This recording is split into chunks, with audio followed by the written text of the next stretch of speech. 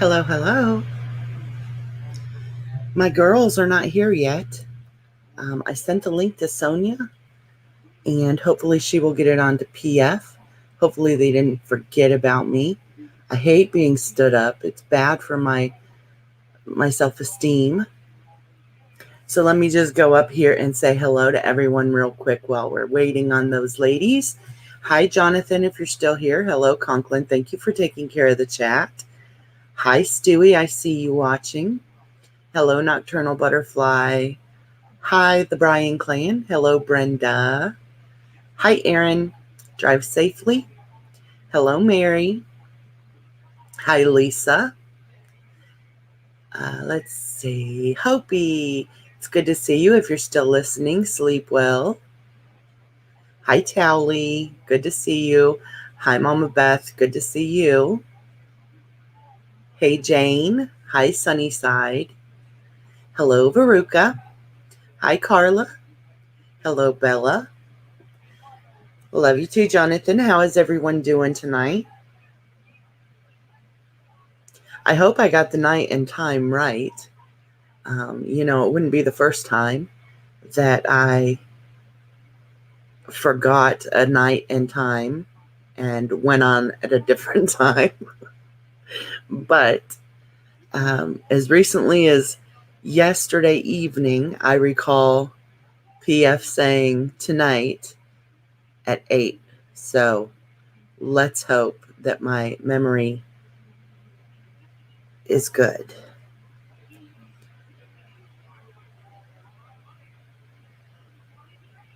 Your sound was off, Conklin. Yeah, everyone, here's a live chat reminder. Make sure you're on live chat so you don't miss anyone. Hey, Ageless Beauty. If it's Sunday, 9 p.m. Eastern, that would be today. Yeah, I believe it was supposed to be Sunday at 8 Central. So I think I'm right. Now let's see. Maybe it won't be my memory this time. Maybe Sonia and PF's memory need to be attacked. No, I think that they'll probably show up. At least I hope so. I know there's been a lot going on around these parts, and I know that because I've heard people talking about it in other streams. I haven't seen much of it, so I was hoping with Sonia and PF here, they could fill in any blanks and I wouldn't have to go listen to any of the crap going on. Hello, Shell. How are you?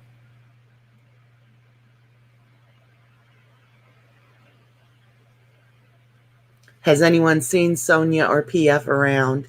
Hello, Chasing Truth. It's good to see you. Hi, Mr. Positive. It's good to see you. Yes, we'll publicly shame them if they forget. Hi, T. Everyone, if you don't know Chasing Truth, she is my new Asian friend. I love her dearly. Make sure that if you're in need of like just a good chill chat to go to sometimes, that you sub up to her because she is a good chill chat. I have a lot of fun over there just being silly and stuff, and she puts up with my shenanigans. So yesterday was a full moon, was it, Jonathan? I don't know. I didn't look. Hey, Rios. Hey, Jane. Well, thank you, Brenda. I appreciate that so much. Hello, Blue Ridge. Hey, PF made it. Yay. Hi, Kim. Mr. Positive. I think I said hi to you, but if not, here's another one. They're free. Hello, Dumpster Clips. T-Bori is also someone new that I've met. I don't know if T-Bori does content or not, but we'll definitely have to see. Hey, Blue Ladybug. Good to see you. Let me drop you a link. Actually, I sent Sonia a link in Twitter DMs, and so I asked her to pass it on to you, PF. So you might want to check your DMs on Twitter. Yes, I did break down and sign back up for Twitter, but I'm doing my very best to not get like involved in checking it. I simply wanted it for the DM part of it so that I could send links and receive links when I need them much easier than having to go through Luke. So please don't take offense if you're on Twitter and you tag me in something or something like that and I don't acknowledge it.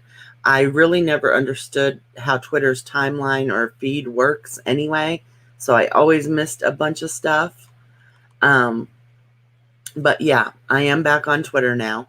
So, okay, let's see. I lost track of who all I had said hello to. Hello, Noelle. Hi, Veruca. I think I might have said hi to you already, but like I said, they're free. Have another one. Getting home from the airport, PF, huh? Been out jet setting without us. Hello, Lola. Hello, Audra. Hello, Rios. Hi, Tawanda. Hey, Voomba. Let's see. Hi, Simply. Hey, Teresa. It's good to see you. Hey, Spit Venom. It's good to see you. Lots of new names in here. I love that. That's exciting. Okay, PF, let me know if it's not there, and I'll make sure that I don't have you on there yet. So I hope I didn't miss saying hello to everyone. It's so good to see you. Hey, Sunspear. Well, thank you, Teresa. Hey, Angie. Who became a member? Chasing Truth, thank you so much for becoming a member. I appreciate that. Yes, Tawanda, it's good to see you in one of the lives. Hey, Mama Cat, I didn't see you earlier. I mean, I did, but I didn't say hello when I saw it. I'm so sorry. Hi, Boston Kitty Cat. She was tired also, so she could be asleep.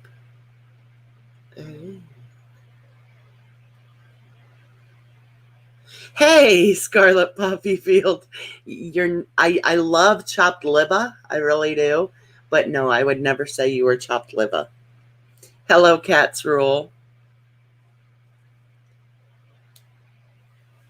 Teresa, I lurk there a lot too, and I lurk for my own reasons. But yeah, I like Chasing Truth streams.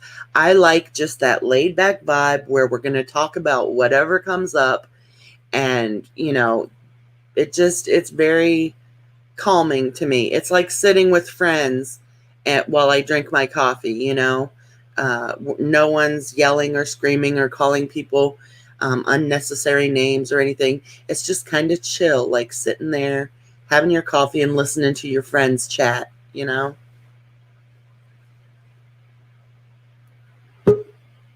I hear someone backstage. Who could it be? It is Sonia. Hello, Sonia. Hey, it's me. How are you doing? All right, thank you. Were you able to get that link to PF? I did. I've just sent it. Is my sound all right? Yes, you sound good.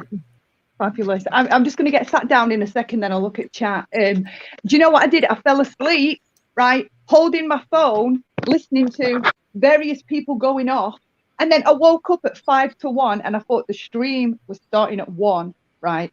And I woke up in a blind panic because I'd nodded off. I've been outside trying to get cold air to my face, and I'm slurping coffee. Well, you just slurp away, wake up slowly, you know. I had an hour though, because I thought we were going live at 1 my time, but it was 2, so I'm all right. I've had a coffee. I've just made another one. All right, good. Is that the color your hair is right now? No, it was with my kid on what's it called? Is it Snapchat? Snapchat, is that the one with the filters? Yeah, that one. Oh, it makes your hair that color? It looks really great. It was an app, yeah, totally an app. You need to do that for real. I love it. I like it too. I like it pink. I love pink. Anything pink. Mm-hmm. I can see the chat now. Hey Lisa, I see you. I can see PF. She's in the chat. She's here. I've sent the link, PF. I've sent it, yeah. PF says she called and woke your sleepy ass up. She did. I was like, what? Is it about to start? She was like, no, you've got another hour. I was like, oh my God, that is such a relief. Such a relief. Kawanda, hey, Jonathan, hey. Yeah, on WhatsApp, PF. It is. Is it not on WhatsApp? Oh, she said she sent it on WhatsApp. PF. I'm sorry, I just assumed she would send it on Twitter. She doesn't often check Twitter, so I sent it to WhatsApp. Okay. So it's on WhatsApp, PF. Hey, Sunbury. Hey, everyone. Yeah, bank holiday. Yeah, that's right. So that's why I'm up. I'm going to be up all night. Please tell me it's there. Has she checked? Yes, I love that too, Lisa.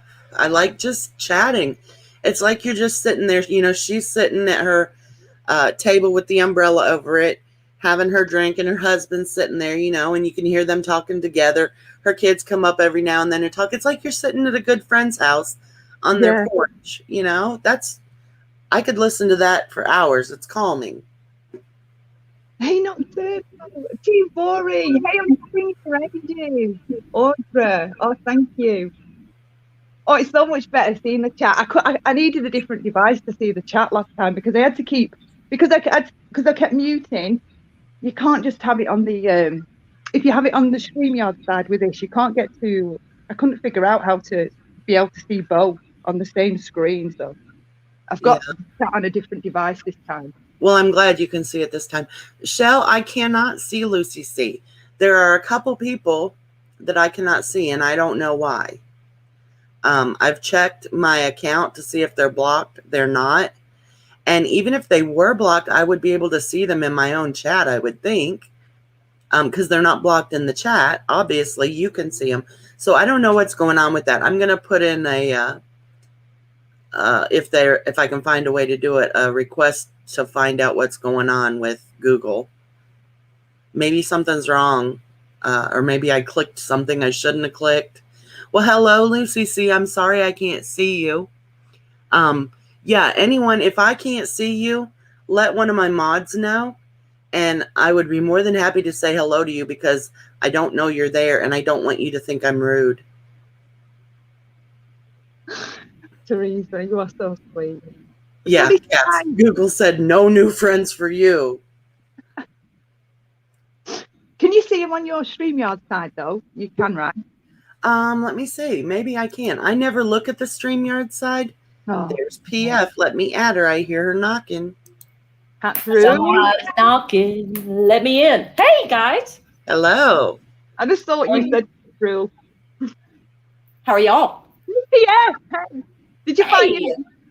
I did. I was so confused, but I emailed it to myself. So here I am. Hello, everybody. Oh, will it not let you do it? Jump on from what?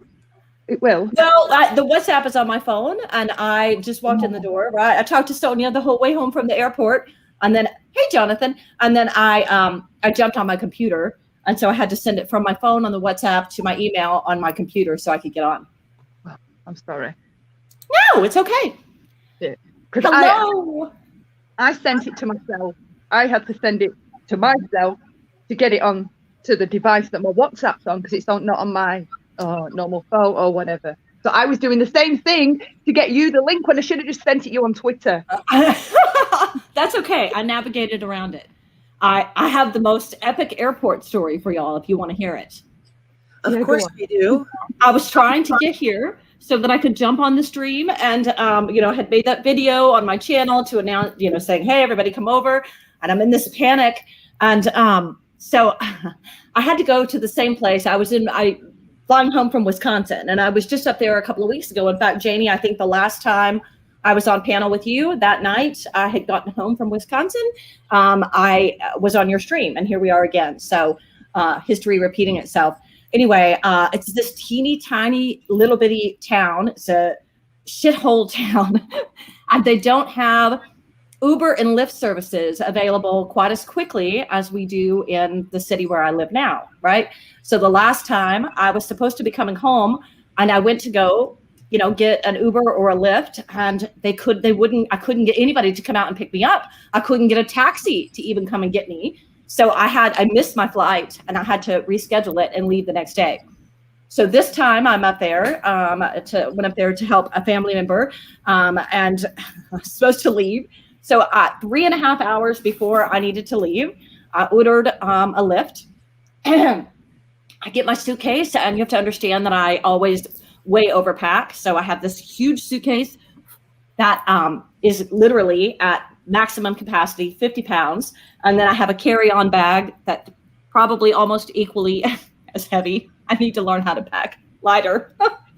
I'm sitting outside and it says, oh, your Lyft is on its way. And then I get this little notification and it says, it's switched to another person. It's going to be another 20 minutes. And I'm like, all right, cool. So I wait, and about 15 minutes later, I get another notification that says that another person, they just kept canceling it. And, I was like, I'm going to miss my plane. I need to go home. So I called a friend of my family member, and they ran over and got me. I made it to the airport. I'm like, okay, all's good. Then I get on this tiny, tiny, tiny plane that only holds 50 people, literally. On the way there, I was on a tiny plane that same size, and I went to stand up, and I'm sitting next to this overly large man next to me, banged my head almost like so hard, I almost gave myself a concussion. Like the whole plane is looking at me because I screamed really loud. And when the turbulence gets bad, I kind of get panicky. And I'm used to having a loved one next to me. And all of a sudden, we went through all this horrible turbulence. And I grabbed the man's arm, right? I'm like clutching, digging my nails into his arm. And it took me a couple of seconds. And I turned around and looked at him. And he looked at me. And he was like, are you okay? And I was like, I'm so sorry for groping you. I apologize. And anyway, I get on the plane this time, right? Same tiny plane. And everybody sat in the wrong seat. We were all like one row off. So in this tiny plane where you can barely sunny side, where you can barely move, right? We're all like trying to crawl over each other and move our seats around. We finally get seated. I'm like, okay, I'm on my way home. This is good. And so the plane lands. I get off the plane and I am in Terminal E. Now, I am Teresa, the plane groper. I'm in Terminal E in one of the largest airports in the entire country, okay? Terminal E is what you would call the lost or forgotten terminal. Like, I didn't even know, I've lived here my whole life, and I didn't even know there was a Terminal E, Jaynie. I think you know what airport I'm talking about. And I'm like, so anyway, like there's just like nobody over there, right? Anyway. So the plane lands, I get my suitcase, I go out, and normally they have like a terminal link place where you can grab the bus. So I get out, again, I've got, all this heavy luggage. I get out front and and it's hot. Like I landed, it's like 80, 85 degrees here, right? So I'm pushing this heavy luggage in front of me, and and I keep going and going, and I can't find the terminal link connection, Jaynie. So I go inside the airport, I come out, I'm walking back down, and I am trying to hurry because I didn't want to be late for this. And my suitcase caught a crack in the sidewalk, and the suitcase flipped over, and I'm holding on to it, right? Bent over, pushing it. My entire body in slow motion goes tumbling over the top of my luggage. And I can see all these people watching me and the looks on their faces in slow motion.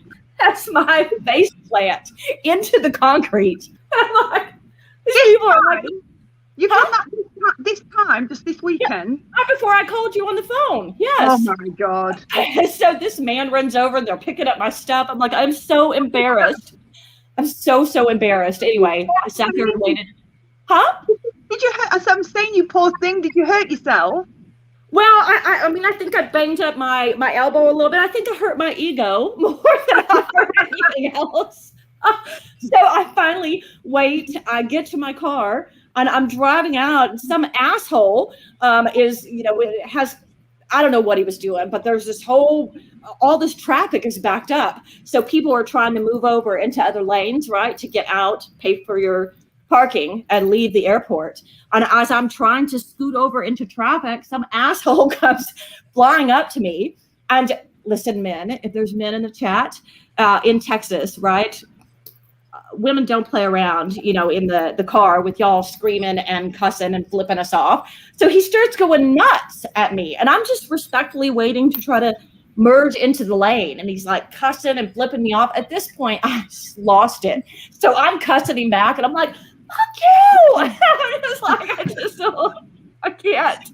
You're like, Anyway. I have a YouTube stream to get to. I have somewhere to be. I'm like, oh, anyway. But now here I am. So welcome. Safe and sound. Safe and sound. Yes. The YouTube gods didn't want you here, Pierre. I'm like, I was trying not to either go to jail, right, for whipping somebody's ass in traffic or for breaking my hip and ending up in the hospital. But I'm safe, and I'm not in jail. I'm not in the hospital, and I am here. That's my story. Good. Are you all right with Jaynie? Have you had a nice weekend so far? Well, next to PF's day, Perfect. just kind of been chilling. Yes, my day has been fine. Nothing wonderful, nothing bad though. So, you know. Same. We've had a chill day. Oh. Day. Yes, Mama Cat, they are. So Mama Cat knows, right? Here in Texas, when you're driving and, you know, the speed limit is 70. In Texas, the rules are the speed limit starts at 70. So if you're not doing 70 or above, you need to move over into the right-hand lane. We don't screw around here. You know what? When I moved to Texas, here is what freaked me out. People will literally pass you on the shoulder. What? Yes. Your hard shoulder. Yes. Yep. She's right. Is it not illegal? And they will actually honk at you if you don't get over on the shoulder to let them pass sometimes. I'm like, that's not a lane. That is like the drop off of the road. And you want me to get over there so that you can go. I got to experience Texas once in my lifetime. I hear so much about Texas. It sounds fun though. It sounds an amazing place. Everyone says like everything's so much bigger. Even everyone's like the attitudes and stuff. I want to see Texas. It's amazing. We're like our own little country here, aren't we, Jaynie? We have our own rules. I hear that as well. I hear you all say that. Yeah. Yeah. Yes. We don't take the sky here is humongous. It is. I think that's what shocked me the most when I got to Texas. I was like, how is the sky so much bigger here? Yeah, it is. For real? Like, is she winding me up? No, she's not winding you up. It's true. Everything's bigger in Texas, Sonia. I don't know about everything, but the sky for sure. I'll vouch for the sky. I'll vouch for our hair, right? So we have a saying here, Sonia, the bigger the hair, the closer to God. And that's our probably why the sky is bigger, because all the hairspray has eaten away everything else. So the sky's just big because it's a gaping hole in the universe. Yeah. I have very, very thick curly hair. So back in the 80s, right, when we used to tease our hair up really high and stuff, like I could rock that crap like nobody's business. So I love big hair. My son has very thick curly hair like mine, and he's grown it out long. It's like down to his shoulders, and so it's super curly. It's just like this massive afro. And so I told him he met a girl recently off at college, and I was like, well, listen, if you need to charm her and just let her know how special you are, tell her that because you have that great big massive hair that you're closer to God, and that should score you some points. And he was like, good God, Mom. I don't think that's saying the bigger the hair, the closer to God. Is that right? Yeah. That's right. Yes. That's right. Yeah. Mm-hmm. I'm going to use that next time. Next time my hair's all big and poofy, that's what I'm going to say. Absolutely. If somebody says something about your hair being too big, tell them you're just trying to get closer to God. Damn right. Damn right. I love big hair as well. So are the other ladies like typically more glamorous? Well, depends on what part of the state you're from, right, Jaynie? Yeah, and I think basically in Texas there are two types of women. There is your glamorous Texas woman, and then there is your just salt of the earth Texas woman. Mm-hmm. Yeah. The ones who will go out and work, 14 hours right beside a man and not feel a thing, and then the ones who have never worked. And then, you know, there's kind of a spectrum. Some of us land in between there somewhere. Yes. Like go ahead, Sonia. No, I was going to say, like, Essex girls over here, they're known for being really glam, right? And I know it is a stereotype, but they're really just like. Have you ever watched The Only Way Is Essex? Have you ever watched it over there? Do you ever get to see them reality shows, British reality shows over there? No, I have not. Oh, you need to try and watch The Only Way Is Essex. It's hilarious. Like, they're just over the top. Like, they're like the Real Housewives of Beverly Hills or something. Always glam, hair's always perfect, eyebrows always perfect, nails, tan, everything. They're just beautiful. But I can't be like that every day, mate. I just cannot. I can't. It's exhausting. It's exhausting looking like that good 24/7. It even depends on, you could be in a major city in Texas, and it depends on even what suburb you live in. So, in the Metroplex where I live, you can go to some suburbs where it's more, rich glam, like what you're talking about. And then other suburbs where it's a little more relaxed, a little more chill and laid back. And then there's somewhere a little more middle of the road. Mama cat.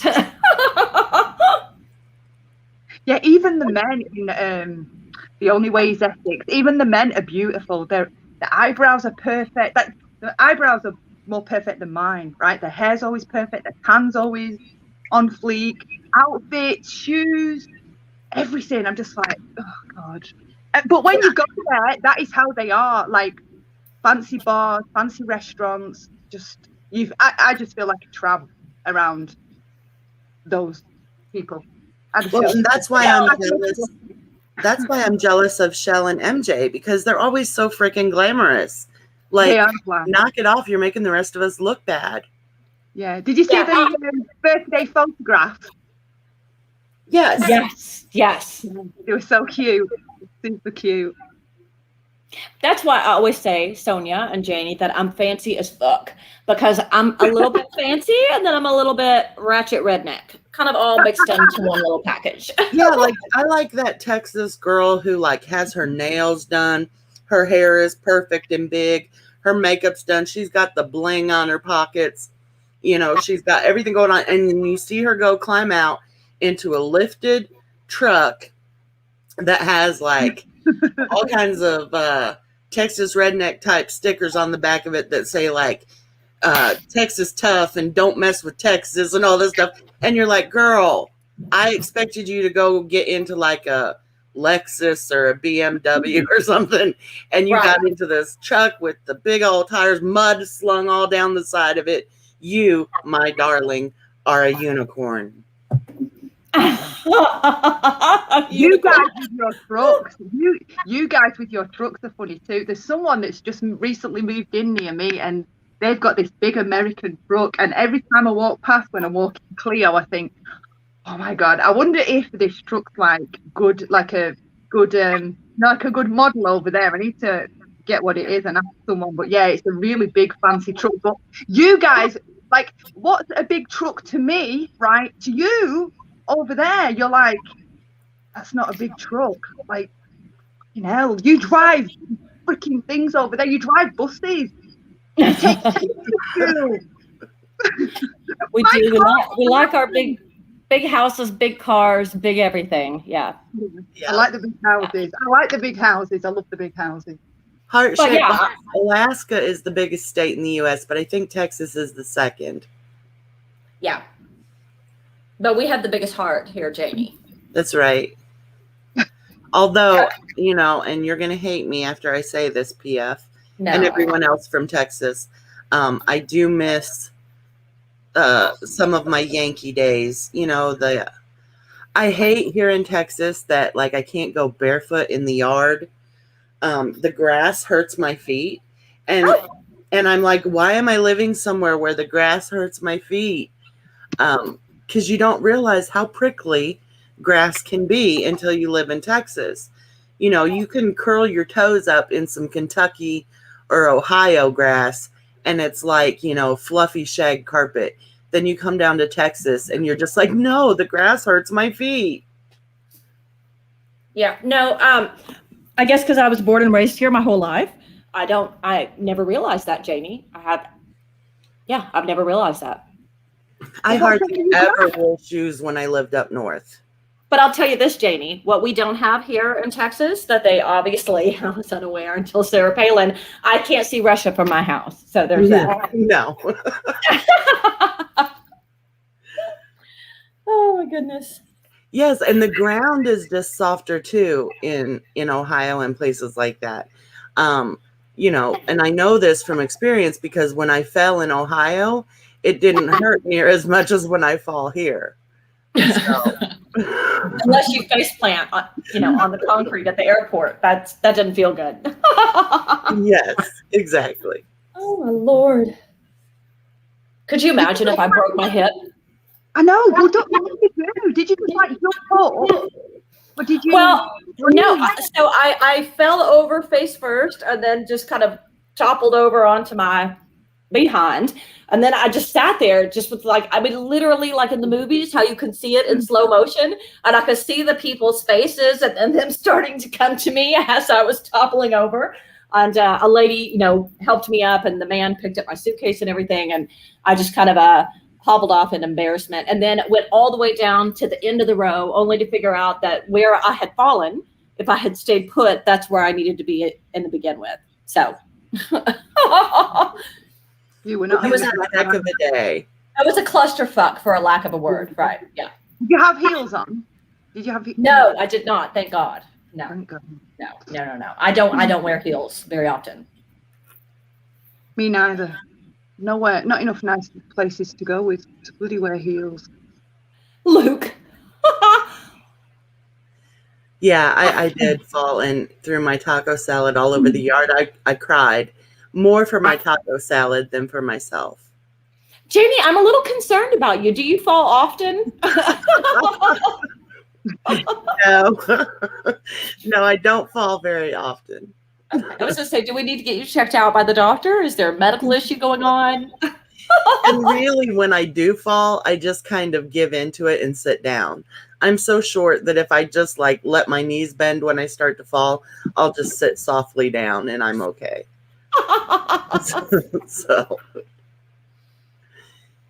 So now that we've caught up on how everyone's doing, did we have a topic tonight, ladies? I didn't know if we did or not.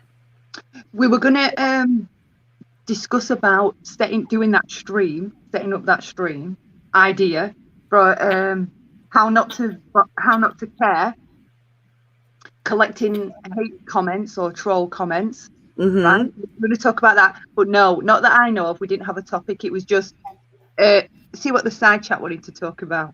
Okay, well, I knew also, Sonia, that you said you wanted to talk to Conklin more. I know he was in the side chat. If you wanted to come up, you could do that.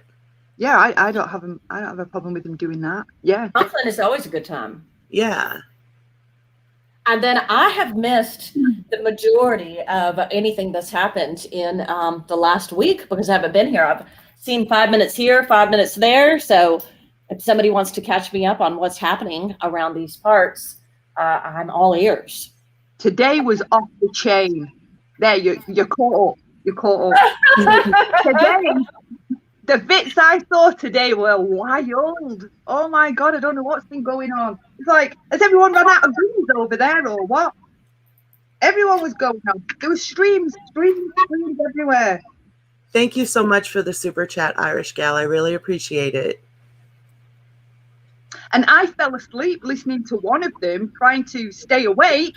I was listening to it to try and stay awake for this, right? I think I had 4 hours to go, right?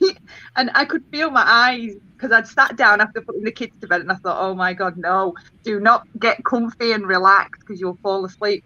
So I put a stream on and I thought, I'll listen to this, right? No, it didn't work. I fell asleep. But yeah, so Stella made a video.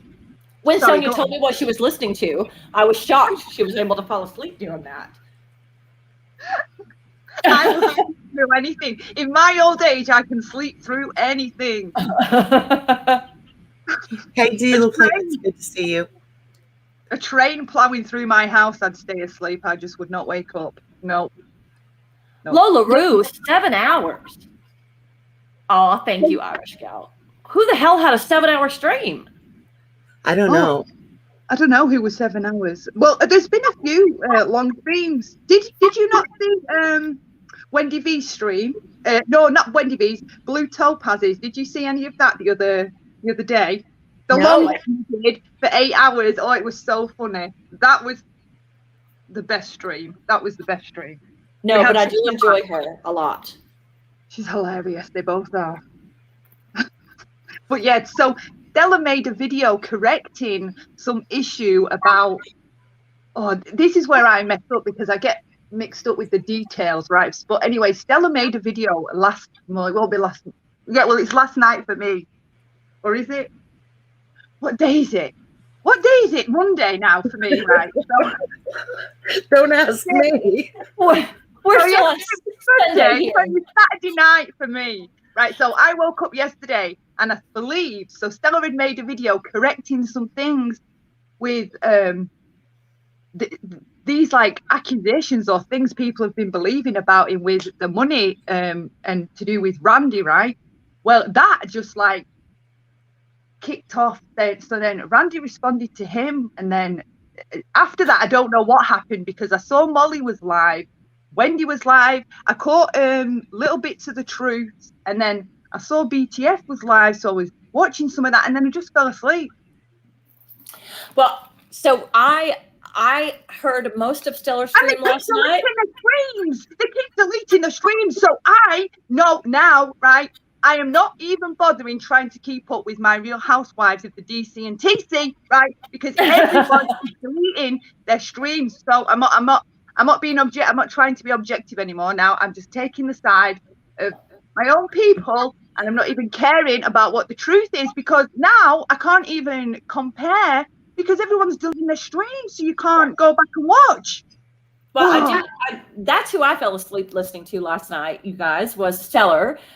He has such a calming voice, and he's so calm and rational, and I listened to what he had to say, and he was spot on.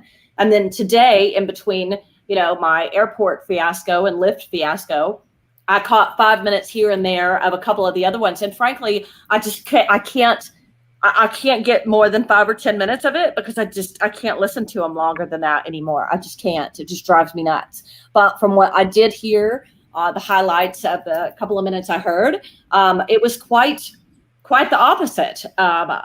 Being told or being spun, I guess you could say, according to what I know happened, right? And from what I heard Stellar saying. So my heart goes out to Stellar. I hate that he's being drug around and defamed the way that he is, because I think it's awful and it's so wrong. So I am Team Stellar all day long. Yeah. Now Stellar even be dragged for? What is he being dragged for? Okay, so let me see if I can summarize it from past streams, and then from what I caught him saying, and then from the clips I saw today, for using money to manipulate women, for using God as some kind of a cloak or shield to deceive and twist things that have happened in regards to the Diane scam and Wendy and Randy. There you go. You've just triggered memories. Yeah, I remember them bits now. Now you've said it. Yeah. Yes. Yeah. Well, what you said, I mean, I understand what you said. I'm not saying I don't understand the words. I understand it. What I am trying to say when I say this is none of that makes sense. No, it doesn't. Where is that coming from? Because I've never known Stellar to use money to control people. No. Jaynie, he always gets accused of that. He always gets accused of that after, right? There's two different individuals from the boy, right, that accused him of that. And then now he's being accused of it here, but it's only after. Do you know what I mean? It's when there's been a problem. he's had to do something that isn't necessarily coddling, like as he does with the truth thing. Like he won't lie, and he won't pretend that. He just won't pretend. He won't pretend. Because Stellar stands on the side of truth, Jaynie, and because he stands on the side of being, walking in his godly faith and not taking the side of a friend because it's simply a friend, but rather taking the side of the truth, even if that means not taking the side of his friend because of it, he's being dragged for filth around, and it's been going on for months. Well, and that, when you put it like that, you and Sonia, it does make more sense, because look at the three of us up here. Why are we not their friends anymore? Because we told them what we truly thought. We tried to have a conversation. And if you can't be friends with someone just because they say, I don't agree with you, then of course they're going to find fault with Stellar, because he's one of those people who, like me, feels that if you're truly someone's friend, you're going to tell them when you think they could do better, or when you think they've done something wrong. See, I don't understand how that equates to not being a friend. Well, Jaynie, so here's what it is. Hold on, Sonia, I'm so sorry. Here's what it is, right? You and Sonia and I were always regarded as fair, respectable, said what needed to be said, even when it was hard to say. And that was all well and good. And we were praised for being that way until it didn't go along with, with their narrative or what they were doing. And so the second that we weren't able to back up their quote truth because we had a differing opinion, or we were saying, hey, that's wrong, and we called it out, then we all became unrespectable, maniacal laughers, liars, and we don't stand for the truth anymore, right? And we've all now just jumped on some kind of a hate train against them when we used to just love them yesterday, right? And we've talked about that in past streams. So instead of out and out calling Stellar a liar, now they're just attacking his faith and attacking him, because he gets on. And frankly, I go and I listen to him. I don't normally catch him when he's live, but I go and I listen to all of his playbacks, and I have so much respect for Stellar, and the fact that he doesn't come on YouTube and lose his faith as a Christian and as a godly man. I've never heard him equate himself to God, and that's been said, and I'm like, I have a lot of respect for somebody, excuse me for cussing, but for somebody that can come into a shithole place like this and still stand in his truth and still stand, in what he believes, in his Christian faith. And apparently that was all well and good until he continued to stand by that and stand by wanting receipts in the truth. And now they're all flipped out about it. So go ahead, Sonia. Sorry. I was just going to say, see, I've known of him a while from the 2 years I spent in Boyd, right? And he's never, that I've ever seen, right, professed himself to be a perfect human being, right? He isn't a perfect human being. And to me, I've seen him, if I've been alongside him in chats or just I've seen him around, he likes to come here to kick back and socialize. Like, I've seen people saying, if he's so godly, why is he in the DC? What?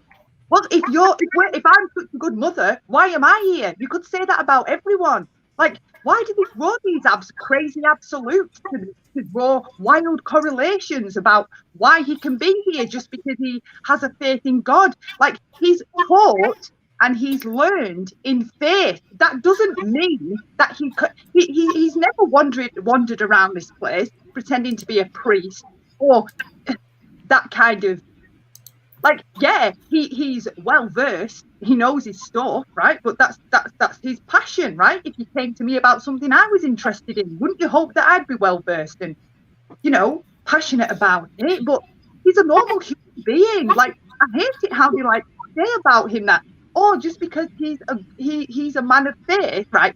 First off, you're putting that label, and he has never introduced himself in any chat that I've seen him in over 3 years to be that way ever. He has come in a chat as a normal human being. He's kicked back, had a laugh, and acted normal. So that annoys me. That annoys me when people are like, if he's such a man of God, why is he here? Well, why is he in drama? Well, why is he around? Oh, all right. Right. Okay. So it hasn't mattered the whole rest of the time he's been around, but now that he's said something and it's gone against the grain, now, oh, well, if you're a man of God, why are you here? Well, why didn't you have a problem with him until what he was saying wasn't in your favor? Well, so it's kind of like, listen, we'll take three different examples here, right? So we've already made the example, right, about what they're doing with Stellar and his faith. And then we could take Jaynie, who's always been an advocate for mental health, right? So, as soon as they didn't like, what she was saying when all of this happened. No, Jaynie, that was me. I accidentally unmuted the YouTube side when I was trying to mute myself. You're not echoing. It was me. I apologize. Okay, thanks. But so Jaynie, right? So then they started going after you, right, as a mental health advocate, right? So they attacked you for that. Yeah, they love that one. Oh yeah, and then Sonia and I, because Sonia and I both happen to be very passionate about the subject of narcissism, and we both are educated and well versed in it. Then we are being attacked over that, like oh, I think some of the things that they've said are like, oh, the people that are out there that are calling everyone else narcissist. Well, listen, let me just correct that again and state it for the record. There's only one person on this platform that I have publicly come out and called a narcissist, and that's Diane, because she's a fucking sociopath. Okay. Now, I have private thoughts about other people, but I've never come out and publicly pointed the finger. She's off. Okay. So, but you know what, Sonia, she gets so excited when I get in this mood. But you know what? If that's triggering something in you, maybe you need to sit back and take a little look-see at that tonight while you're trying to lay down and go to sleep, because I've never called you that. But now Sonia and I have been, yes, AMD, I do. I think you're a low-key narcissist, AMD. Oh my gosh. But now all of a sudden they said, oh, those that are calling other people narcissists all the time are usually the narcissists themselves. And I find that to be the most hilarious fucking thing I've heard in a really long time. They all couldn't wait to have HG on though, could they? So. Oh yeah. By all means. Mm-hmm. It can't be both, because as much as Diane would rip into me, right, and try to make me out as crazy, there's the idiot over there taking my idea and getting a bloody abuser on a panel, though, isn't she? I mean, she couldn't look more stupid if she tried. So,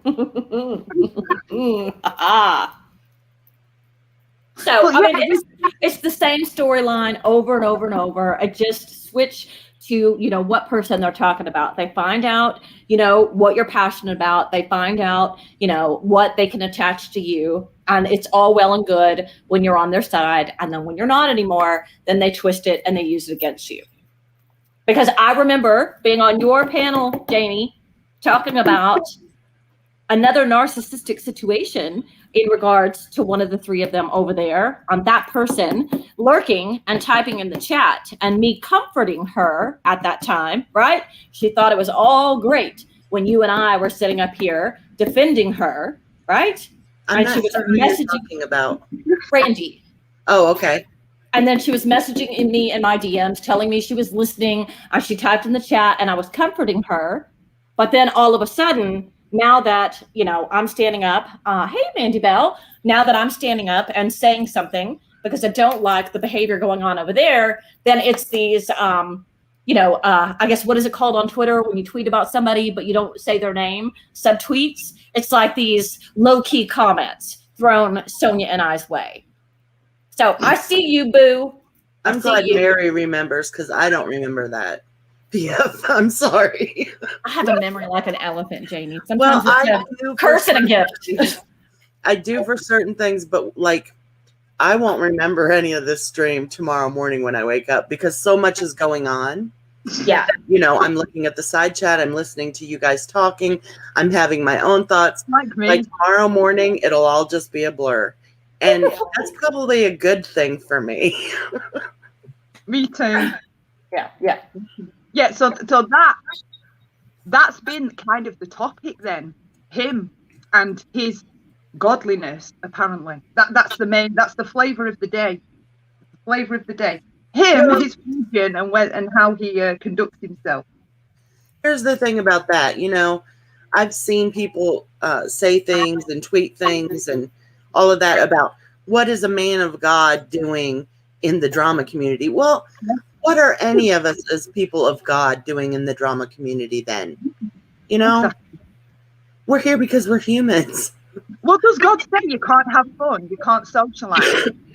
Exactly. Watch, I'm going to make this announcement. I need all Christians to leave the chat immediately. Exit YouTube and leave. Watch your number drop drastically. I mean, come on. That's how ridiculous that is. They make things forbidden that aren't forbidden, though. And things that are forbidden, they make okay. Do you know what I mean? The things about the way you're not supposed to act, it's normalized. But then the things that are fine to do, it becomes... Brody. It blows my mind. Well, and here's the thing. Stellar, he may talk about scripture and things like that. He does it in a very controlled, classy, Christian way, right? When he's addressing what the Bible says and etc. But I hear others that are using the Bible, etc., as they're talking all of this filth out of their mouth and, preaching scripture and talking about God and then telling people to fuck off under their breath or calling them a CUNT as they preach about, reading scripture and talking about how godly they are. Now, I'm sorry, but I'll listen to Stellar talk about what the Bible says and Christianity all day long over that other, because you're not going to sit there and preach to me about God while you're telling people to fuck off and calling them a CUNT. Come on now. Come on. I'm going to remain silent on that one because, I've had my moments.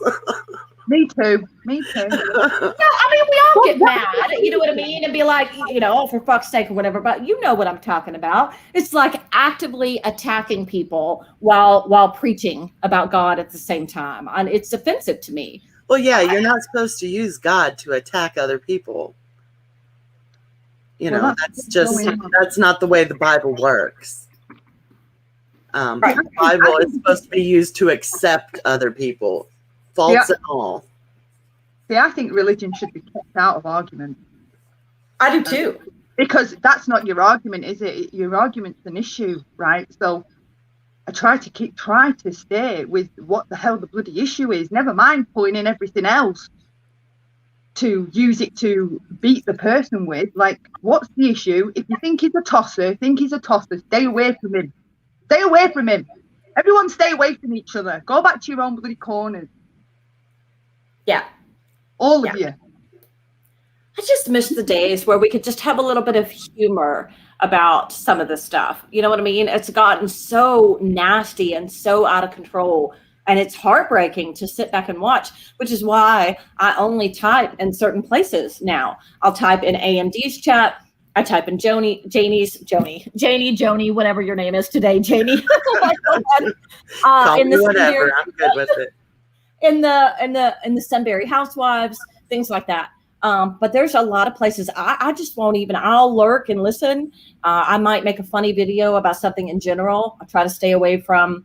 I realized we talked about some people specifically here, and I had no intention of doing that. But I'm trying to just stay more general. I'm just bring some music and some laughter and some fun back to this place because it's just gotten so nasty and so gross, and it just makes me feel icky, like I need a shower. Thank you, Mandy. I appreciate that very much. But I don't just think it's one side, though. I refuse to believe it's just one side that's the nasty side, right? All sides occasionally, they like. I do think it would require each side to do something to not have it the way this community is right now. It's a nightmare. It is an absolute nightmare. It's all right me laughing, saying I want to keep up with the Real Housewives of DC and TC, but it is a mess, this place right now. Oh, and Hopey Dopey. Hopey Dopey's another good one to go to. Yeah, she is. She's always streamed by the time I wake up. It's always over with. That's the only thing with some of my favourite streamers. I have to always catch the replays. Did any of you watch Drama Archives? I saw hers today. I was watching hers before. That's live, but I was in a conversation with someone and I didn't make it over there. I'm gonna have to go rewatch it. she was, you know what she was talking about that you'd love, right? And I've just been having this conversation had been going on in my house this week. Parasocials, Jaynie. You'll probably know about them, right? With psychology, or how these attachments, we make these attachments to people beyond the screen and believe that we know them and start taking on battles and emotions that is being behind the screen that we're never going to meet. And have you read up on them? Like, I didn't even know when I discovered them that the conversations I was having with my child about strangers and online friends and having joining like getting on these social media apps, you know, like why she's too young and why it's not a good idea, and even I have to be careful. Well, they're called parasocial, right? And back in my day growing up, it would have been like having a fondness for the person, I don't know, your favorite actor in a show, in a sitcom or game show host, maybe, right? You look forward to them coming on all the time, right? And then say over a period of years, you're an avid fan of that show, you tune in, you're happy to see them all the time, right? You start to feel like, oh, I really love this person, they're amazing, right? And then the show ends, so you seek them out by other means, right? Maybe go and look at the social media, Google them or something, search them, I don't know. Keep track of them, what they're in, what they're next doing, follow them along and whatnot. And it's the exact, these things, these parasocials, it's exactly the same thing that we're doing on YouTube, Twitter, TikTok, all these social media things, forming these connections that aren't really real, basically, with people that we don't even know. Right, read up on it, it's fascinating. And Ron Archive covered them in her stream. Oh my God, you need to see good. It was so interesting because we're all forming these relationships and opinions about these people, such huge opinions, right? We don't even know half these people. Like, we go nuts, basically. We go nuts when we get online.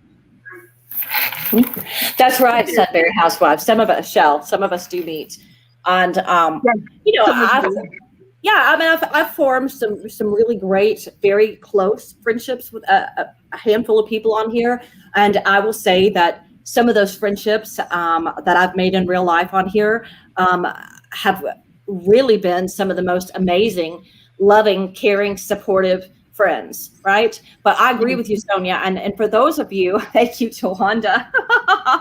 But I agree with Sonia, and for those of you who aren't subbed to her or aren't reading her community posts, they are epically amazing. And the Elf, hello. Oh, hi, sweetheart. They are. Hello, Elf. Go read Sonia's community posts. They are.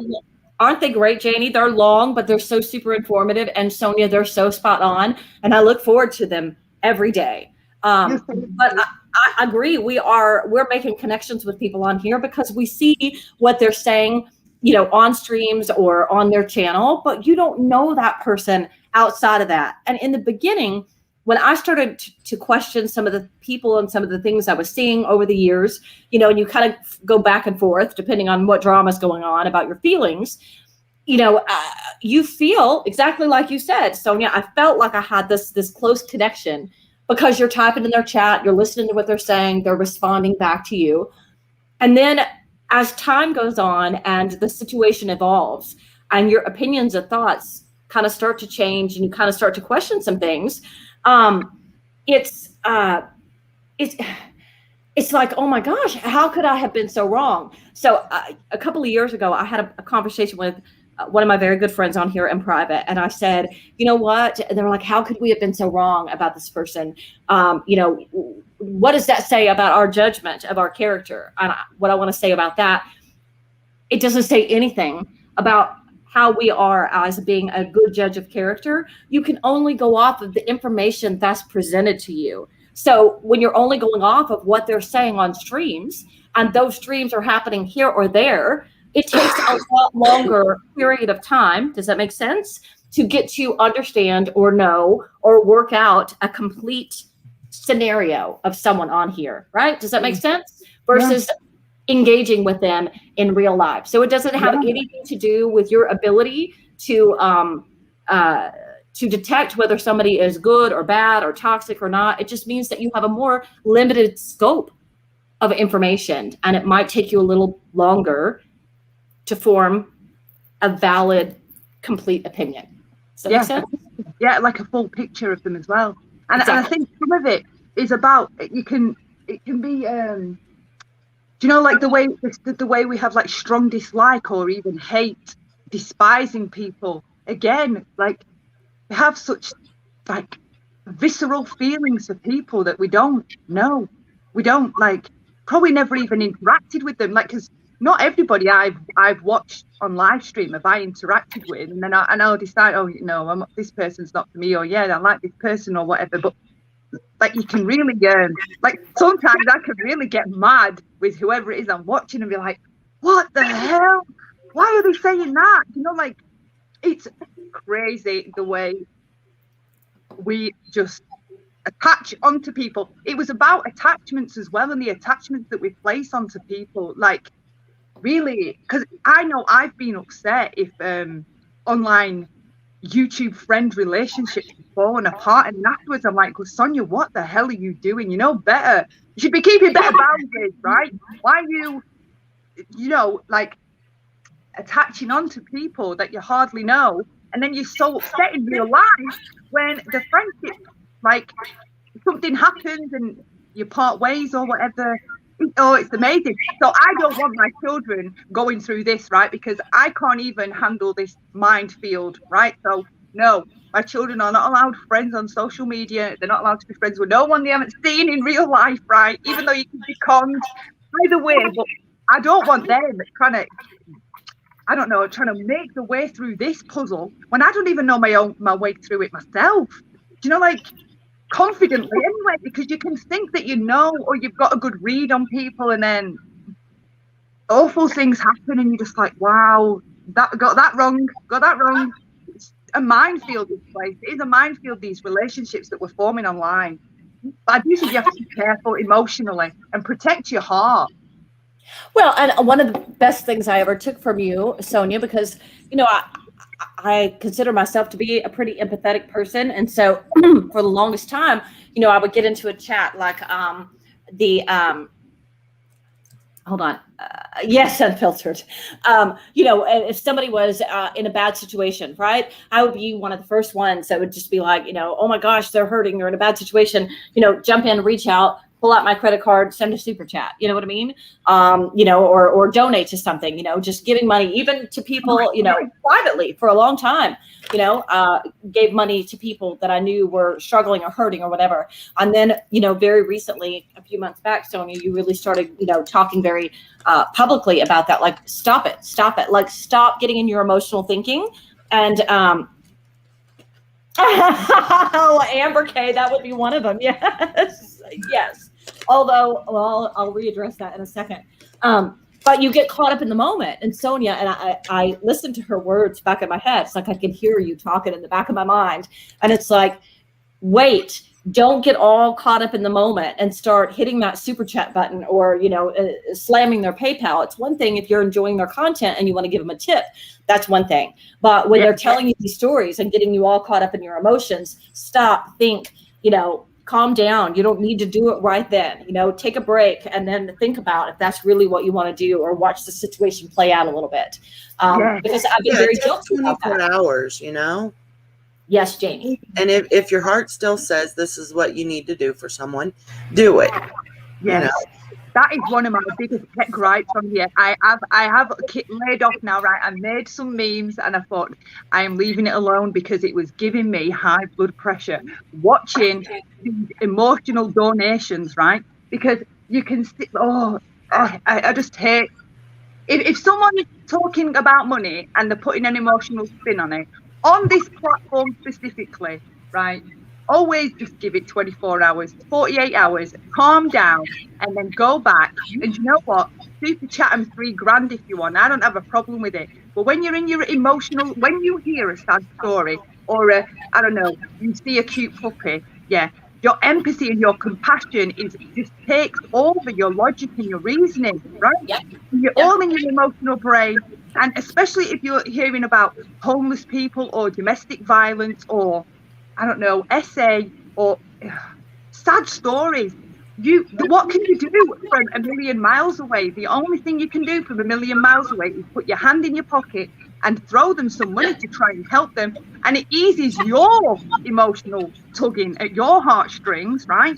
So it works both ways, because you get to you get a release from that empathy that that's pulling at your heartstrings. Oh my God, this person's in this really bad situation. Oh my God, oh my God, oh my God, right? So you get the release knowing that you've helped. But so many cons take place on this platform like that. Surely we have learned by now. Diane and the bloody St. Jude was just like the icing on the freaking cake.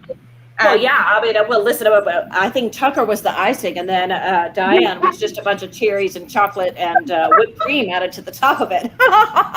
Yeah, Diane was the wanker on top. That's what Diane was. And, D. LaPlante, it is weird. I'll tell you that the majority of time I really come out of character and have acted that way.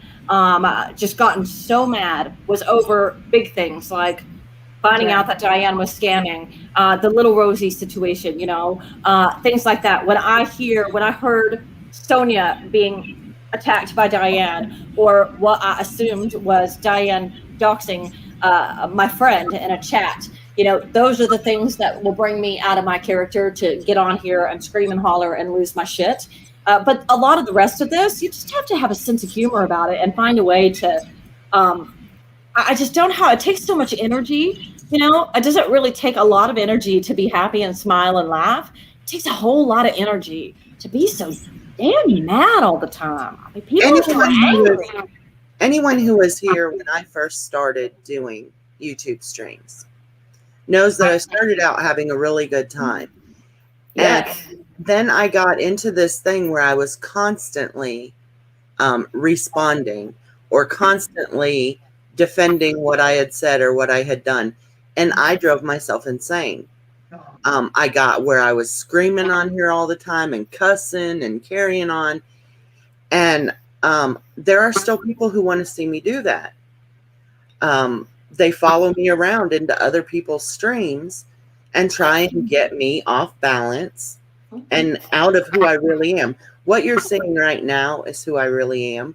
This is who I am in the real world.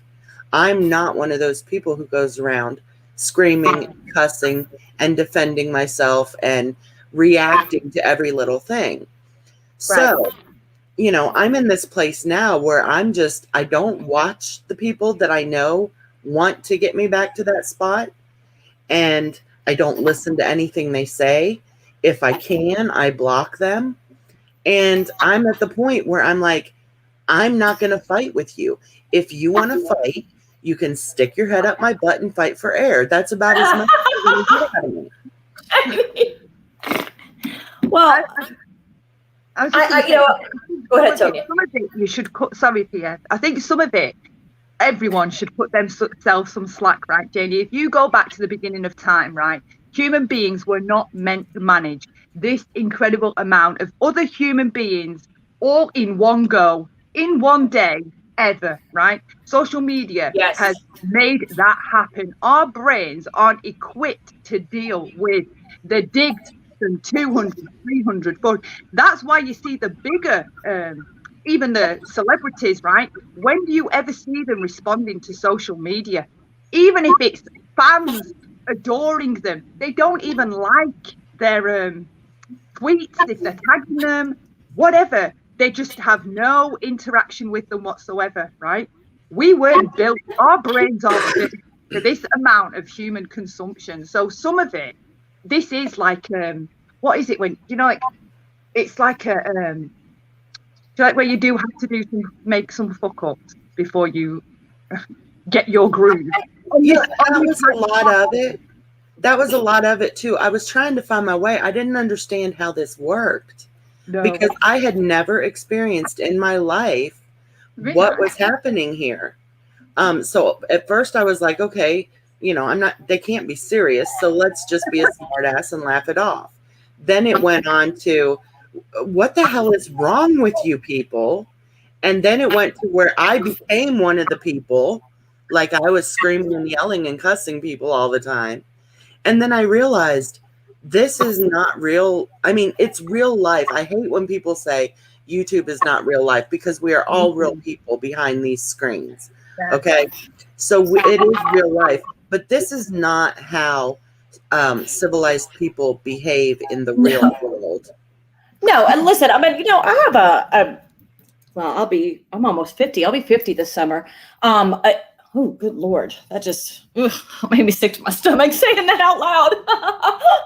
But, when you see like the funny videos on my channel, right, with a little bit of music and a little bit of humor and my maniacal laugh at the end, that right there, that is me. That's me in my real life. And even though, I've had some really messed up things that have gone on, in my life and in my family and whatever, I have always attacked it through music and a sense of humor. Can I get pushed in my real life to the point that a couple of times y'all see me on here really come out of character? And I've had people who like me on here, but tell me like, PF, you scare me a little bit. Yes, I can get, that angry and scary in my real life, but it's a very rare, it's a few and far between. Does that make sense? Because most of the time I'm like, what, if we don't learn, you don't find something that can calm you down. And for me, it's humor and music. We would all just go crazy. Life is full of traumatic events and things that happen. And if you just allow yourself to stay caught up in that emotion and that anger all the time and be full of anxiety and stress, I would go nuts, right? Well, I did. And there are people who want to see me do that again. And they're not people I want anywhere near me. I don't want to listen to them. I don't want to see what they have to say about me, because they don't have my best interests in heart. So why would I care what they say? I don't think it's funny when they replay that recording of me losing my shit, having a literal mental breakdown for their consumption, and they like to replay it, hoping they can get me back to that point, and it's not going to happen, because I say it's not going to happen. So I think that's an important thing for all of us to remember on here. The final choice is yours. What you're going to consume on here, what you're going to listen to, whose words you're going to have enough respect for to care about what they're saying. And I have finally found, a pretty great group of people that I enjoy listening to and that I enjoy having in my chat. And if you aren't one of those people, it's very likely that we're never going to cross paths, because I won't be in the places where you are. Right. Yeah. So now they have come to the conclusion that since I'm no longer in the places where they are, they're going to start stalking me in the places where I am. Right. And that makes me uncomfortable, because when I'm in a chat like Chasing Truths and I'm having a good time and I'm with the people who make me feel good and who make me happy, they come in and start negativity.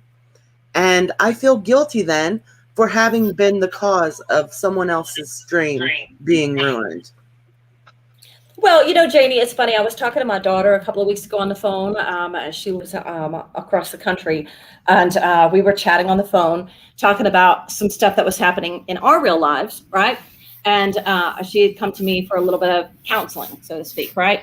And we got done, and we were laughing at a story that she had told me. And, we kind of caught a little off color with it and laughed and made some jokes. And she literally, in a very serious tone, she was like, "Mom, I just need to tell you, like, I legitimately think about all you have been through in your life and how insanely crazy it is. And it's shocking to me that you're as sane as you are." And I said, "I know, right?" I mean, come on. And it's simply, like I said, because I use humor, I laugh at it. And, I'm attracted to those kind of people. And I think it's one of the things that's attracted me to you, Jaynie, is the way that you can use, you're very intelligent. And, I love the way that you can use humor to attack a situation. you know? And so I'm attracted to those kind of people. And so, yeah, I agree with you. I found some places where I feel really comfortable. I also think that there's another dynamic to YouTube that we don't have in our real life, right? They always say, you know, people might forgive you for what you did, then they might forget what you say, but they'll never forget how you made them feel, right? And I think that's a very true statement. So, but on YouTube, it's not like it is in real life, where people have all of these clips saved and they dissect your every word and they twist things and they go back and pull it up time and again. You know what I mean? And it's like every word that comes out of your mouth, even if you misspeak or if you say something just to be silly, where they can clip it and save it and then bring it back up to attack you and use it later. And it's mind-blowing to me. Yeah, and here's how I've decided to handle that, because we all know that things get twisted, right? And I'll say something here and someone will come in the stream and say, so-and-so said that you just said this. And it's not at all what I just said, but it's what they need for me to have said. Well, normally I defend that. And I've decided now that I know there are no misunderstandings. Okay, they understand clearly what I said. So unless someone says, comes into the chat and says, I'm sorry, I don't understand what you just said. Could you clarify? I'm no longer explaining myself. If you don't understand what I said, then either get better comprehension or ask me for clarification, you know? Right. But that's not good enough on here, Jaynie. You can't ask, they don't come and ask for clarification. And even if you can stream over and over and over clarifying it, they'll always go back to the original statement.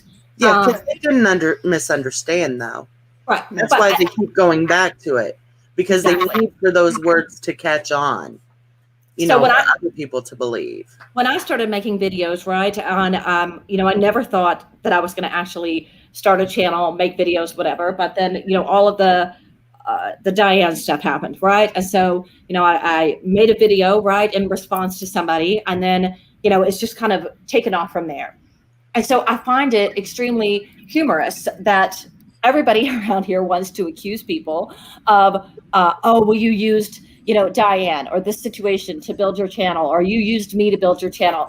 And I just sit back and I laugh. I'm like, that is the most absurd statement I've ever heard on this platform, especially in what we call the drama community, because aren't we all talking about each other on here?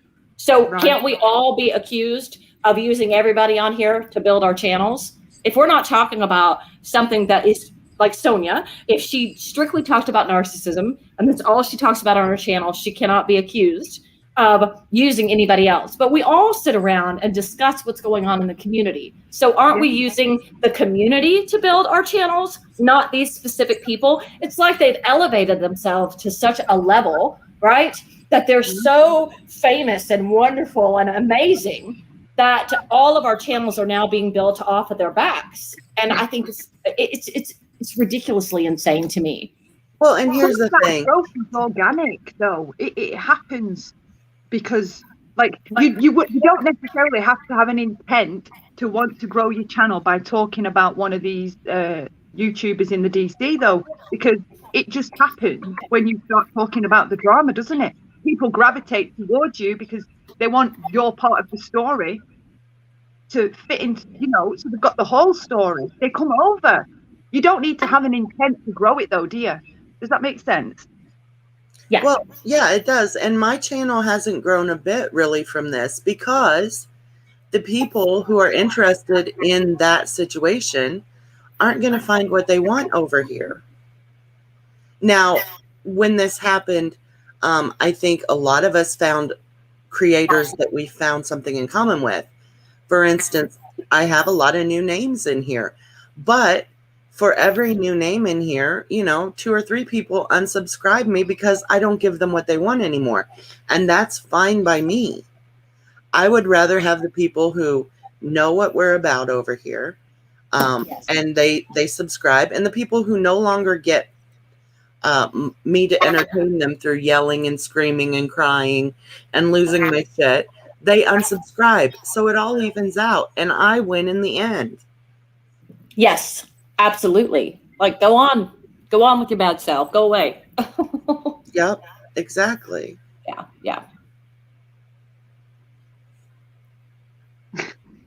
I'm reading chat. Laughing at Cat's rule. Cat's rule. She's using Lego to grow her channel.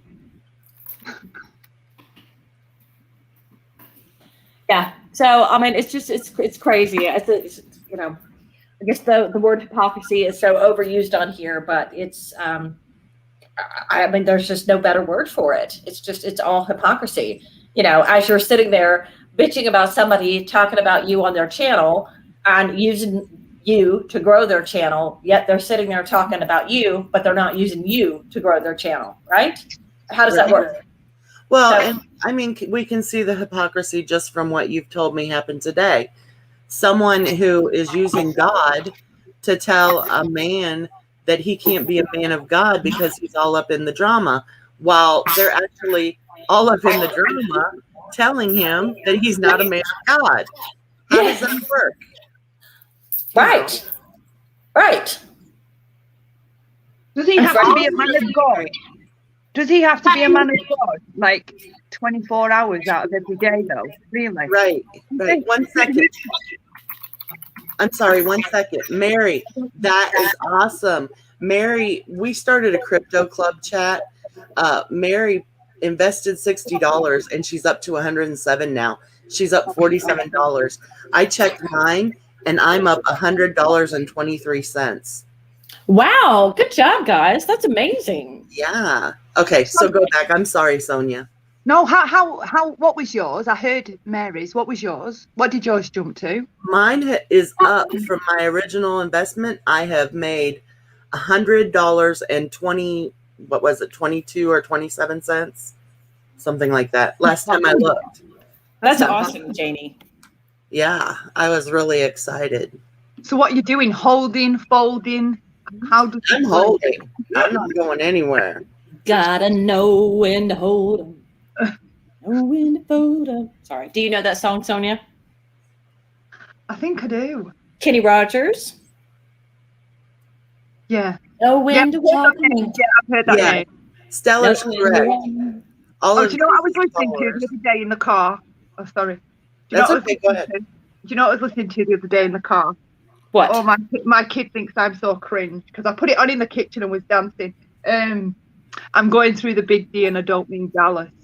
I love that song. Who is that guy? I'm going through the big D and don't mean Dallas. Love that song.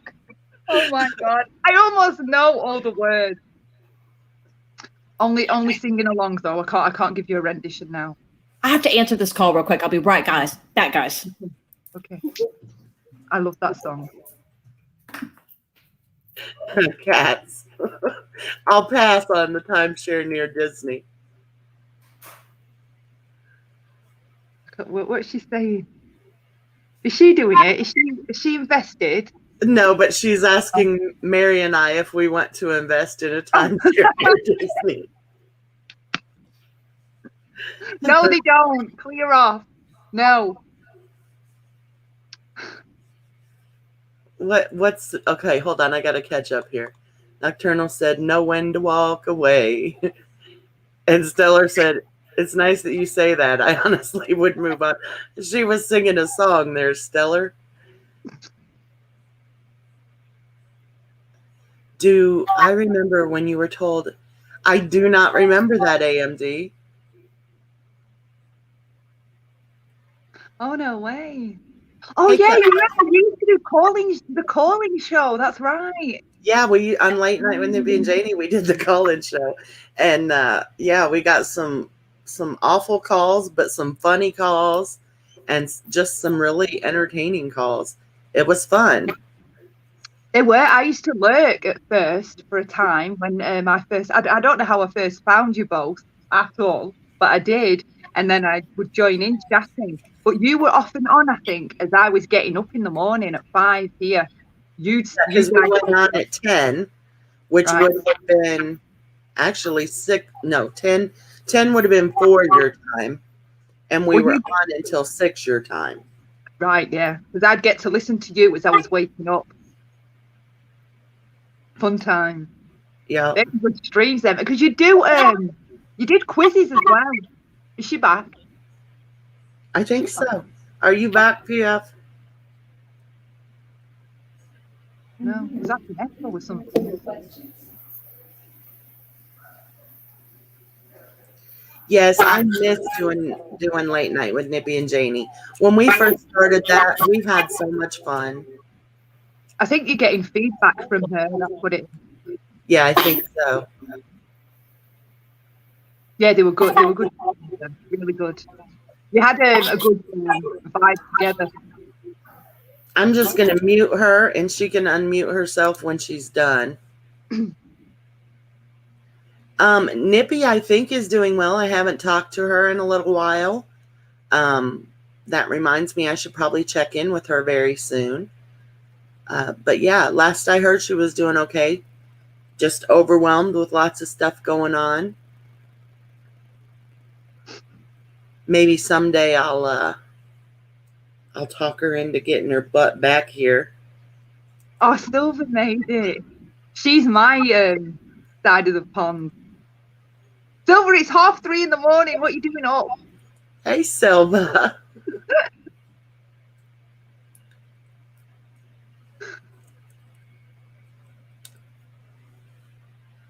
I miss Nippy too. Nippy was like my soul sister on here.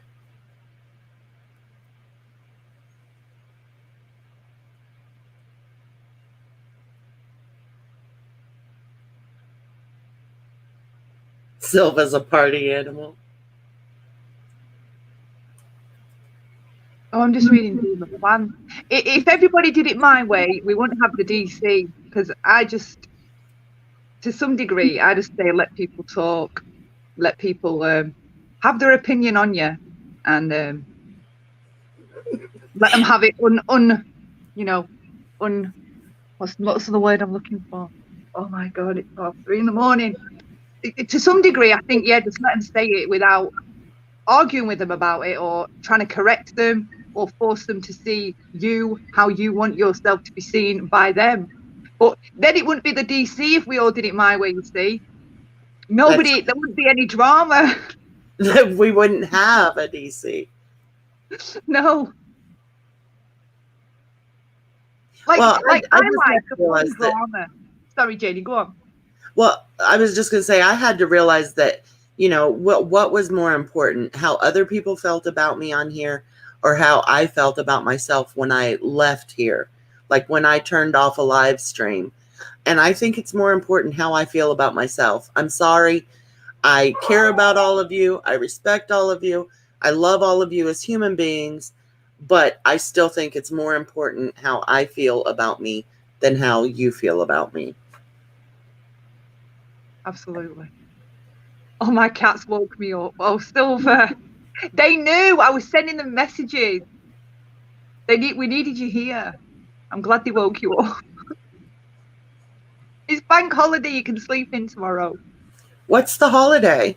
It's the first Monday in May is don't ask me for the whole backstory, but it's bank holiday. First Monday in May is always a bank holiday.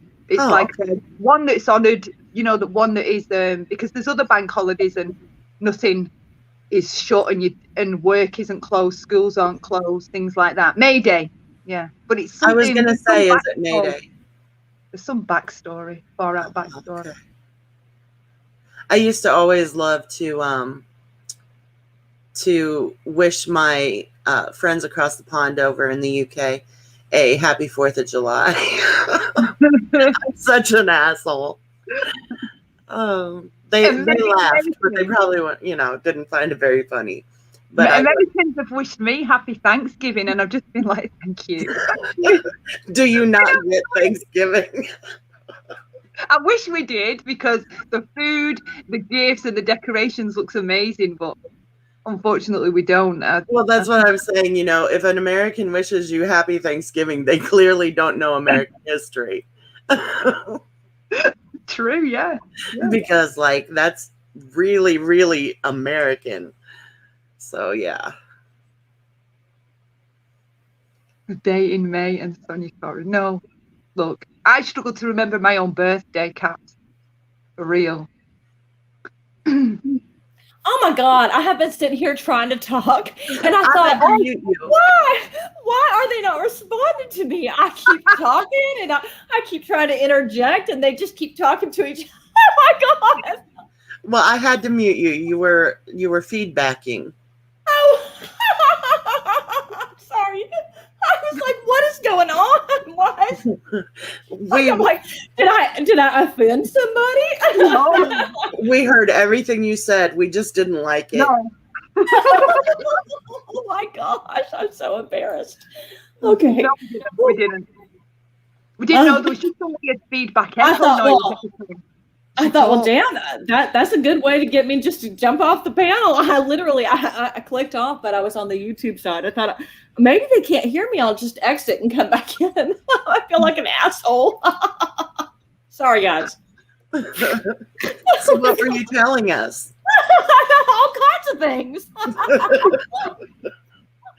Stellar said you never sounded better. You were over talking you and cutting you off. I did, and I thought, damn, Sonia and Jaynie, like, I mean, shit, if I upset you, just tell me what I did. You don't have to just ignore me like I'm not here. Oh my God, rude. Oh gosh, that's hilarious. Oh my Lord. Silver Wings. It's a maniacal laugh, Silver Wings. Luke said, thanks, Jaynie. She solved world hunger while she was muted. She probably gave me the winning lottery numbers. And now I'll never win. That's right. And I'm not repeating them to you, so you can all just go screw yourselves. What were you doing? I have a fun thing. I don't know if you want it. Y'all go ahead and keep talking. But I bought, while I was out of town, I was at Target and I got this box, and it's in the game section, and it's things I wish I didn't know. Filthy trivia you'll never forget. Anybody interested in hearing a couple? Oh, heck yeah. All right, hold on. Let's see. I'll read the questions, and you guys in the chat can see if you can answer. I just so maniacal. I just took the wrapping off of it, so I have no idea if this is any good or not. If it's not, then we'll just stop. How about that? Okay. Let's go. All right. Here we go. Let's see. This word was voted the grossest in the English language. Okay? Right. A, smegma. B, moist. C, engorge. Or D, phlegm. Moist. I would say moist, but I personally think smegma. Jaynie, you would be right. Oh, no way. Okay. Everybody in the chat, moist. I thought that's what I would have thought. Because that's all I hear people say, how they hate the word moist. The word moist doesn't affect me. I'm good with moist. Well, how else are you going to describe a cake? That's always been my argument for moist. Like, you're not going to say, oh, this cake is so wet. This cake is so... No, Diane. Oh, my God. Okay, here. Which of these canned foods is not real? A, canned bird's nest drink. B, canned creamed possum. Ugh. C, canned pork brains. Or D, canned rabbit eyes. Wow. I say canned rabbit eyes. I've seen canned possum. Oh, my God. They're funny looking things. I say all of them. All of them. Sonia says all of them.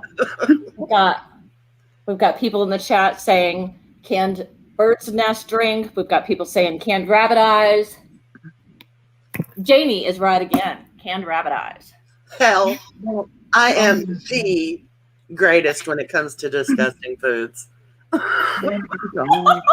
Smegma and canned rabbit eyes. You can't get foods past me. Casserole, only in Texas. Okay, ready? Here we go.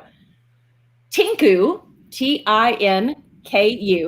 is a Bolivian festival where individuals, A, beat the shit out of each other for 2 or 3 days straight, B, do everything without clothes for an entire week, C, are arrested if caught speaking anytime, or D, headbutt each other to say hello. I would say arrested if caught speaking. Do I have to answer? You don't.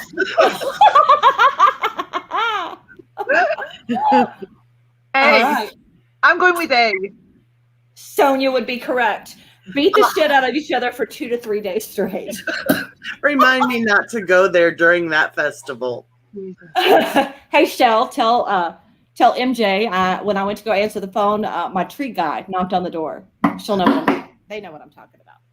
Can you imagine, like at a festival, you're standing at the hot dog truck thing, you know, waiting on your hot dog, and someone just comes up and starts beating the shit out of you, and you're like, I'm just here for a hot dog, dude. You know what? The DC needs one of those festivals, then maybe everything would resume to some calm. I think we need festivals. That's right. We should have a Bolivian Tinku festival, Sonia. Beat the shit out of everyone. I elect Sonia to be in charge of organizing it. Okay. In Switzerland, there is a statue of a man stuffing these into his mouth, and nobody knows why. A, infants. B, real skulls. C, kittens. Or D, French fries. Kittens. Skulls. Kittens and skulls. The answer is A, infants. Nobody has thought maybe they should take down the weird statue of a man stuffing infants into his mouth. Clearly not. I nearly said A. Do you know why? Because of all that elitist stuff about, you know, how they sacrifice babies. I thought that sounds like it might be linked to what. Do you know when people say there's statues and markings in buildings and all this stuff, right? Yeah, that's what it made me think of. Apparently, cancel culture has not reached Switzerland yet. Nobody thought to say, hey, what's with the dude eating the babies? Where is it? You can say whereabouts in Switzerland. All right, I'm going to give the chat a little bit of time to answer this one as well, so they can participate a little more. But before we move on, PF, someone wanted to know if it says whereabout in Switzerland. Does it say? It does not. It just says Switzerland. I'm going to Google that. I was going to say, but you can Google it and figure out where. Now, I've been to Switzerland twice, and I did not see said statue, so apparently where I went was not the right place. All right. Find it beautiful, PF. Oh, it's the most gorgeous place. It's literally like heaven on earth. Oh, isn't it? That's what I was just going to say. It's like a piece of heaven. It's stunning. Someone's eating babies and being, you know. And that's why I found it to be heaven on earth, Jaynie. I enjoy, eating infants. No, I went in the summertime 2 years in a row. We went to Italy and Switzerland, and I went parasailing off the side of a mountain, and it was in this tiny little carless town that didn't probably have more than 100 people that lived in it. And it's literally, I took postcards of cows with their little bells around their necks that would wake you up at the crack of dawn at 5 o'clock in the morning out there doing their little thing. It literally looks like a postcard. It's literally the most exquisitely beautiful place I've ever been. Right, Sonia? Nocturnal said that will be clipped. It's going to be a clip going around now. Like, I love eating babies. And nobody's going to let me explain myself, Jaynie. No, you won't be able to put it in context. Did you see anywhere else in Europe, PF? Have you been to anywhere else? I've been to Switzerland, in Italy. No. But my daughter, she lived in London for a year and studied while she was in school. Really? Huh? Oh no. Yeah. Did you say your mum? Yeah. My daughter. Oh, your daughter in London? She was in London for a year studying. She went to Syracuse University in New York, and she did a in Bern. What do you call it? Work study abroad program for a year. She loved it. Yeah. Okay. Yes. Wow. We're all going to be labeled baby eater supporters. That's right. Mr. Positive says it's called the Kindlefresserbrunnen. It's a fountain in Bern. That's right. Hide your children. PF. For PF. Yeah. All right. This one's a little more on the sexual side. How horny are people at weddings? On average, this many guests hook up with other guests at weddings. So on average, A, 5%, B, 40%, C, 55%, or D, 20%. Oh God, Stellar's in the chat. I'm sorry, Stellar. I say Stellar 40. always walks in when we're talking about something sexual. And it's usually me. C, Sonia? C for me, yeah. Let the chat do theirs as well. Jaynie, what's your 40? 40. Wow, Conklin. You seem to get that really quick. Conklin's correct. 20%. Conklin has slept with 20% of everyone at any wedding ever. Conklin and his sexy socks bagged the babes at the wedding. Cats. I thought more than that.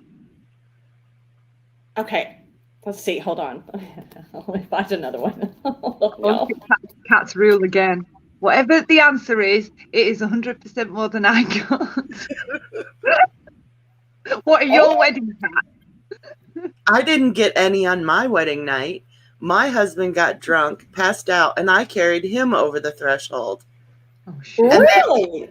And then he, his brother and I sat up and talked all night. Oh my God. Were you upset? Or was it a good night anyway? Actually, I was not upset because I knew when I got married that it was the wrong thing to do. Oh. Isn't that terrible? I stood up there and married a man, and I was crying the whole time I was marrying him. Oh, Jaynie. The things we do, though. I thought it's what I had to do. People came from out of town, you know? I'll tell you that after I got married, obviously you're married, right? People know that you're having sex, but it wasn't until I got pregnant with my daughter, right? And then we announced to everybody, and then especially when you started showing, like I went through this was totally not normal train of thought, thinking, oh my God, like now there's proof, like I can't deny it. Everybody's going to know that we've had sex. Like there's no denying it, right? Because you're growing this baby inside of you. But like strangers and my grandma knows that I've been doing it with him. And of course, now that we're divorced and I look back and I think, oh God, I wish there wasn't any proof. Oh God, now that's going to be clipped. Like I don't want my kids. I eat infants and I wish I didn't have my kids. That's not what I meant. Well, the thing is when I got married, I'm going to give you a personal story real quick before we move on to the next one. Go for it. My husband, the man I was marrying before he was my husband, was an alcoholic, and I knew that, and he knew that, and he had stayed sober for a very long time. The very first time he asked me on a date, he was drunk, and he said, will you go out with me sometime? And I said, ask me again when you're sober. So that's exactly how our relationship started. So he asked me to marry him, and I said, you know what? Ask me again when you're sober. And he did. He got sober, and he asked me. Well, the night before our wedding, he had his bachelor party. He got so drunk. He was late for the wedding. I had family who had flown in from all over the country, driven miles and miles, all this. I felt like I couldn't not go through with it. That's a tough one. But I knew I shouldn't be marrying him. He was, after staying sober long enough to get me to the aisle, he went and got drunk again. And then he got drunk the night of our wedding. And I was actually pleased that his brother and I had to carry him in the house, and I didn't have to have anything to do with him because I knew I had just thrown the next however many years of my life away. Oh, God. So. What a wedding day. What a Were you downer. young? Were you young, Jaynie, as well? I was 21. Oh, still a baby. Oh my God. Yeah. Wow. So yeah, that was like the story of our entire relationship, was me always saying, ask me again when you're sober. And I felt like I got tricked into that wedding. And yeah, if I could have said no, I would have. But that's the kind of pressure we take on ourselves, you know? Yeah. People were there to see me get married. Hey, back then, there's no way I'd have been at the altar and been the one to call it off. I wouldn't have dared. I wouldn't have dared. Right? After my family had poured money into this wedding and, you know, come from all over. And yeah, Luke, shut up. I can't believe it didn't work out. That's why I won't marry Luke, because, you know, I'm not going to get tricked into that again. I agree, Jaynie. I'm like, I did that once. I'm not doing that shit again. Like, I'll love you and live with you forever, but it's too hard to get out of. I did that once, and there's no need to make it legal. This way, if Luke pisses me off or I piss him off, we're just like, see ya. Yeah, pack your shit and get out. That's it. Yep. All right, Okay, here we go. back to fun. Okay. On average, a person walks by 16 of these in their lifetime. A, murderers. B, billionaires. C, CIA agents. Or D, people who will die that very same day. Murderers. I think it's murderers. I think I've heard that statistic. What was the horrible one? What was the first one? Murderers. Yeah, billionaires. Murderers. Oh, murderers. People are saying. Some people are saying people that will die that day. Billionaires. That's rule. Starbucks. That's right. I don't want it to be the one of the people die. No, I don't want it to be that one. Stop it. Are they saying that one? It's murderers. Yeah, it's murderers. Yeah, I thought I had heard that before. I didn't want it to be right with that either. Here's an interesting one. While not overly common, agrizoophobia, A-G-R-I-Z-O-O, phobia, agrizoophobia is a fear of ant farms, zookeepers, C, cuddly teddy bears, or D, living near a zoo. Near a zoo. Because agri's out. What'd you say, Jaynie? Ants. Okay, ants, living near a zoo. Good night, Margie. It is actually. Shit. We got smart people in chat. Cuddly teddy bears. No way. Seriously? Well, is part of agoraphobia. It's outside of space. What the hell is that for with teddy bears? Which part of that denotes teddy bear? Cuddly teddy bears. You got to be a real sick fuck to be afraid of cuddly teddy bears, don't you? Wow. All right. Cockroaches are pretty amazing. This is going to gross y'all out. Which of these facts is true? A, they can lift 100 times their body weight. B, they can live 9 days without their heads. C, they can hold their breath for over an hour. Or D, the fastest cockroach was clocked at 7 miles an hour. They can live without their head for 9 days. What was the question though? Was it the grossest, the fact, the truest fact? Which one is, yeah. Right, okay. I don't know. I know the fact. They can pretend to donate to St. Jude. I think all of them. That's what Shell thought too. It's B, and I'm so freaked out. They can live 9 days without their head. Oh God. Oh my God.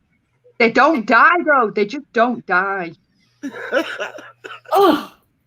You need like a Doc Martin boot to kill one of them. Listen, I can't do the bug thing. So when very early on in my marriage, nobody was home except for me. There was a big old like water bug, some kind of bug, right?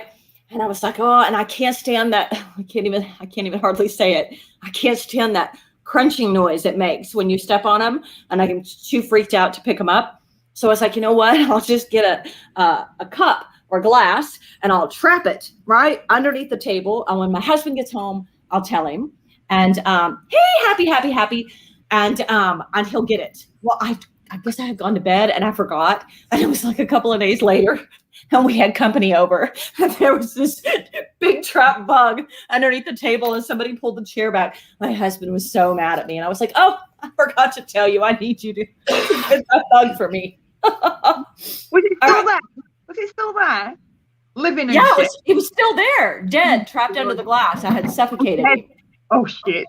Yeah. But my husband was like so freaked out. He wasn't very good with that stuff either. Anyway. All right. What do moths do to prevent bats from locating them?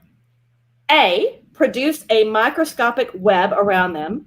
B, curl up in a tiny ball. C, secrete an odor that only bats can detect. Or D, vibrate their genitals. D. I wish you warned me we were having an exam before I came. I was ready. If I had any of those choices to keep people away from me, I would vibrate my genitals. Would you? Would you? Well, your partner in crime, Luke, has chosen secrete an odor that only bats can detect. Everybody else? Odor. I think odor. Well, Jaynie, I'm a little disturbed by you, and considering that you only live an hour away and you seem to be getting all of these correct. Jaynie is right. Secrete an odor that, D, vibrate their genitals. I'm sorry. I know when I get on the bus and vibrate my genitals, nobody sits next to me. Well, Jaynie, maybe it might make me want to come sit down next to you. No, I'm kidding. That's why Luke wanted to be with you. He vibrated your genitals, and he was like, "That's the one for me." That's right.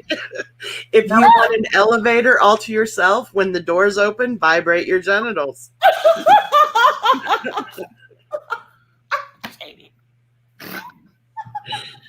It must. So does it work the same way as like a rattlesnake when it rattles its tail? Like the noise puts them off, or what? How does that work? How does the bat know? Oh, because they sense vibrations. Listen, I've dated and even married some creatures in my life. Oh my God! Now I get it. Finally. Oh my God! I'm so dense. I'm so dense. I'm pretty sure all those toxic men that we talk about when we're studying narcissism, right? And you got all those women that are like, why am I attracted to all these toxic men? It's because they're vibrating their genitals at you. We need to learn, Sonia, that is a no-no. That should be a turn off, not a turn on. Write that in one of your community posts, Sonia. I will. Well, I'm just telling you, if you enjoy your personal space, just vibrate your genitals. People tend to stay away from you. Stellar's right. Vibration will be the next moist word replacement on social media. Well, vibration. Yeah. Never sit down for a meal with a daddy long legs. After eating, the insect is known for A, vomiting up its meal and eating it again.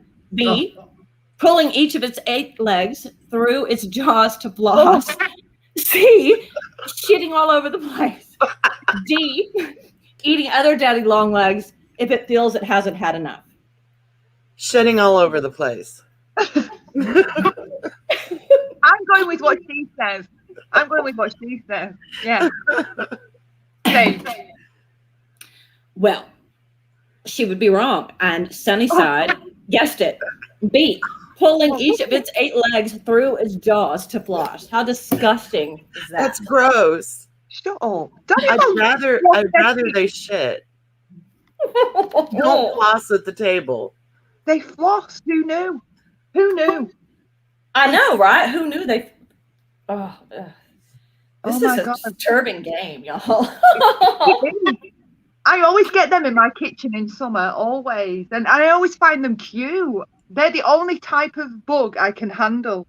Here's what I've heard about them.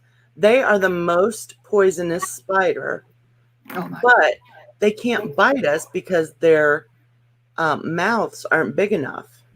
Yeah, I think I've read that actually. Yeah. Some weird fact like that, yeah. Dental hygiene is important. Yeah, it is, even for the insects. Trying to find another one, y'all. Keep talking. Kat says, don't act like you can't floss. You have no excuses. Okay. No, Just, that's too easy. The record for the longest time spent without sleeping is held by Randy Gardner, no Googling anybody, and is A, 5 days, B, 18 and a half, C, 13, or D, 11 days. oh my 11. God. I think All I've of heard them. that it was 11, but I could be wrong. All of them. I have no idea. Well, Because I didn't think you could go so many days without sleep. I've gone 7 days without sleep. I had to be hospitalized and medically conked out. I was hallucinating. It was awful. But I think it's 11. Because I remember when I heard it, I was thinking, my gosh, if I was doing all that at 7 days, think what it would be like at 11. yeah, Jaynie, you would be right. And I was going to say, but because I know sometimes you have trouble with sleep, and I used to really, really bad as well. And I could go for a couple of days at a time, but I think that my most was maybe 3.5. But I never went a full week. Yeah, after like 3 days, I started having slight hallucinations and like I couldn't carry on a conversation. But by the time I got to 7 days, it was bad. And I had to go into the hospital and they tried to knock me out with all kinds of stuff. It didn't work still, but finally they had so much stuff in me. I finally slept and I slept for like, God, 4 days or something. Ooh, Blonde PT says she's been 7 days. No, I've done 3. And that was night. Hallucinating? And I was hallucinating. I kept seeing shit that wasn't there. Yes, and it's freaky. It is. Scary. I used to sit on the side of my bed because for years, I had such a horrible insomnia problem. And, it would be another sleepless night, with either just doze off for 5 or 10 minutes or no sleep at all. And I would just be sitting on the side of the bed telling my husband, just bawling. I'm like, I'm so tired. I need sleep. And it's crazy making behavior. It is. It really is. Yeah. All right. This is a little weird. The idea of what is beautiful is always changing. At one time, for hundreds of years, this was considered sexy in Japan. A, stained black teeth. B, man tits. C, long nose hair. Or D, braided ass hair. And I bet I can know what Kat's rule is going to guess. I think it's the black teeth. Sonia? I was typing and missed the question. The idea of what is beautiful is always changing. All right. At one time, for hundreds of years, this was considered sexy in Japan. A, stained black teeth. B, man tits. C, long nose hair. Or D, braided ass hair.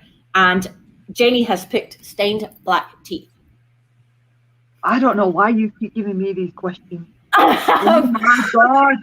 All of I knew it. I knew that's what you were going to say. And Veruca, braid it up, baby. I can't make, they're too hard. B. Jaynie's right. Again, you're freaking me out, Jaynie. I can remember things that are not important to existing in life. Like my memory for trivial facts is amazing. But when I need to know something like the list of my medications, I look at Luke and I'm like, what do I take? Jaynie. I don't know anything at all. I don't even know the trivial facts. I don't know anything. No. I know all kinds of useless knowledge. Oh my God. All right, Jaynie, if you get this one right, I'm going to be really disturbed.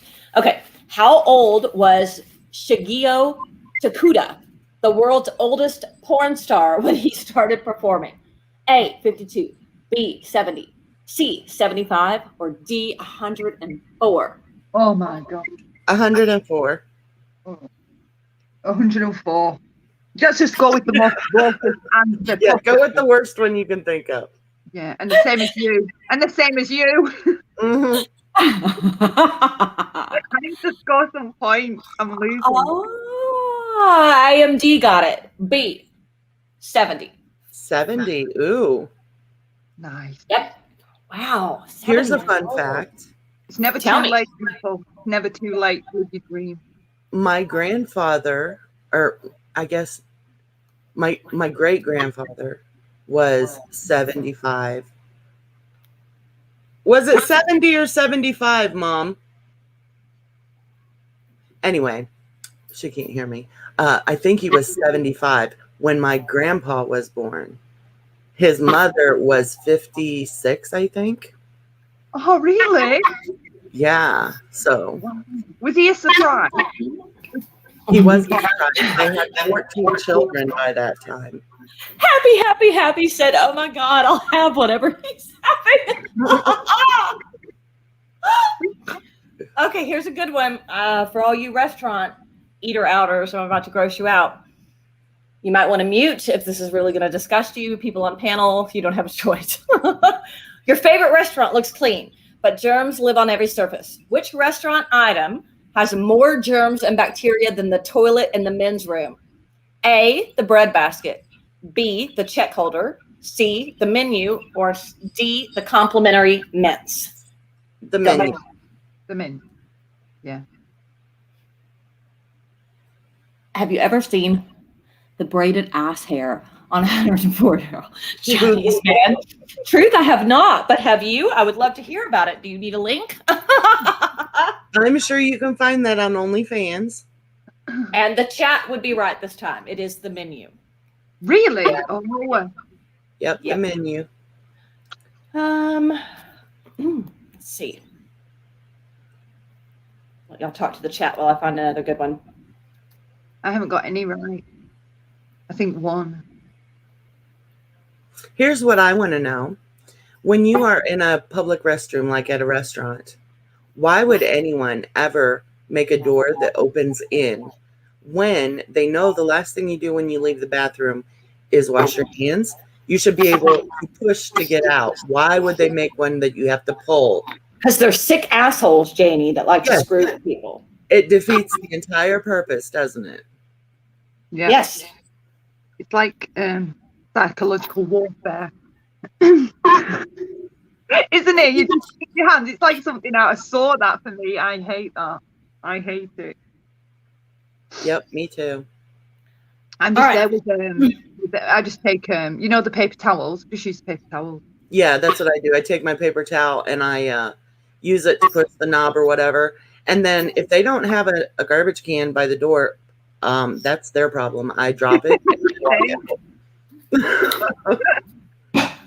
All right, here we go. A Russian woman is the most prolific mother ever after giving birth to a total of 69 kids. I believe Dr. Koala is one of those 69 kids. But anyway, her husband eventually did this. A, left her and had 18 kids with another woman. B, sold some of the kids to pay for the bills. C, realized not all the kids were his and left her. Or D, had her institutionalized. Oh my God. I would say D, because if you've had 69 kids, you're going to need to be institutionalized. I thought I needed to be after 2. Sonia, go ahead. I'm going to say sold some. Okay, let's see. See Chat. people in the chat. C, B, 2. C, B, D. Michelle, I hope D. Shockingly, the answer would be A. He left her and had 18 kids with another woman. Good He's the one that needs to be institutionalized. Yeah. I saw Veruca say, I lick the menu to keep my immune system strong.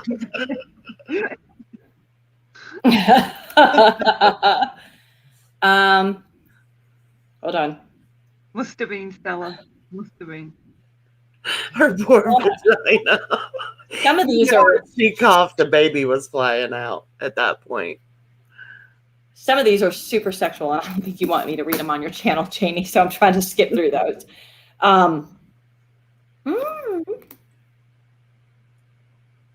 Okay, well, this will be an interesting one since we were talking about various states at the beginning of the stream. So it says, men in this state statistically Buy the smallest sized condoms. A, Pennsylvania. B, Kentucky. C, Wyoming. D, Mississippi. And I would just like to remind everybody that Texas is not one of the choices. Woo, woo, because everything is bigger in Texas. I'm going with Wyoming. I'll go with Pennsylvania. So we got Pennsylvania, Wyoming. Kentucky. Conklin says Kentucky.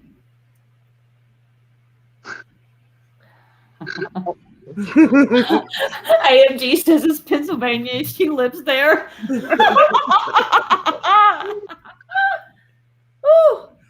Okay, well, you're all wrong. The answer is Mississippi. Stay away from people in Mississippi.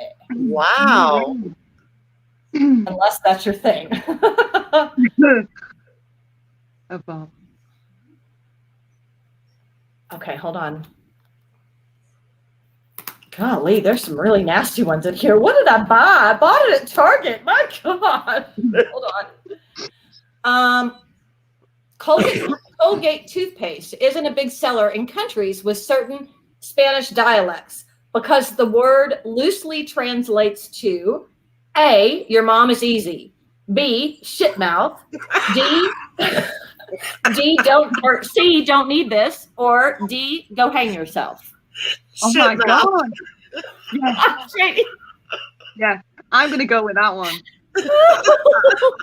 I would totally buy a toothpaste called Shit Mouth.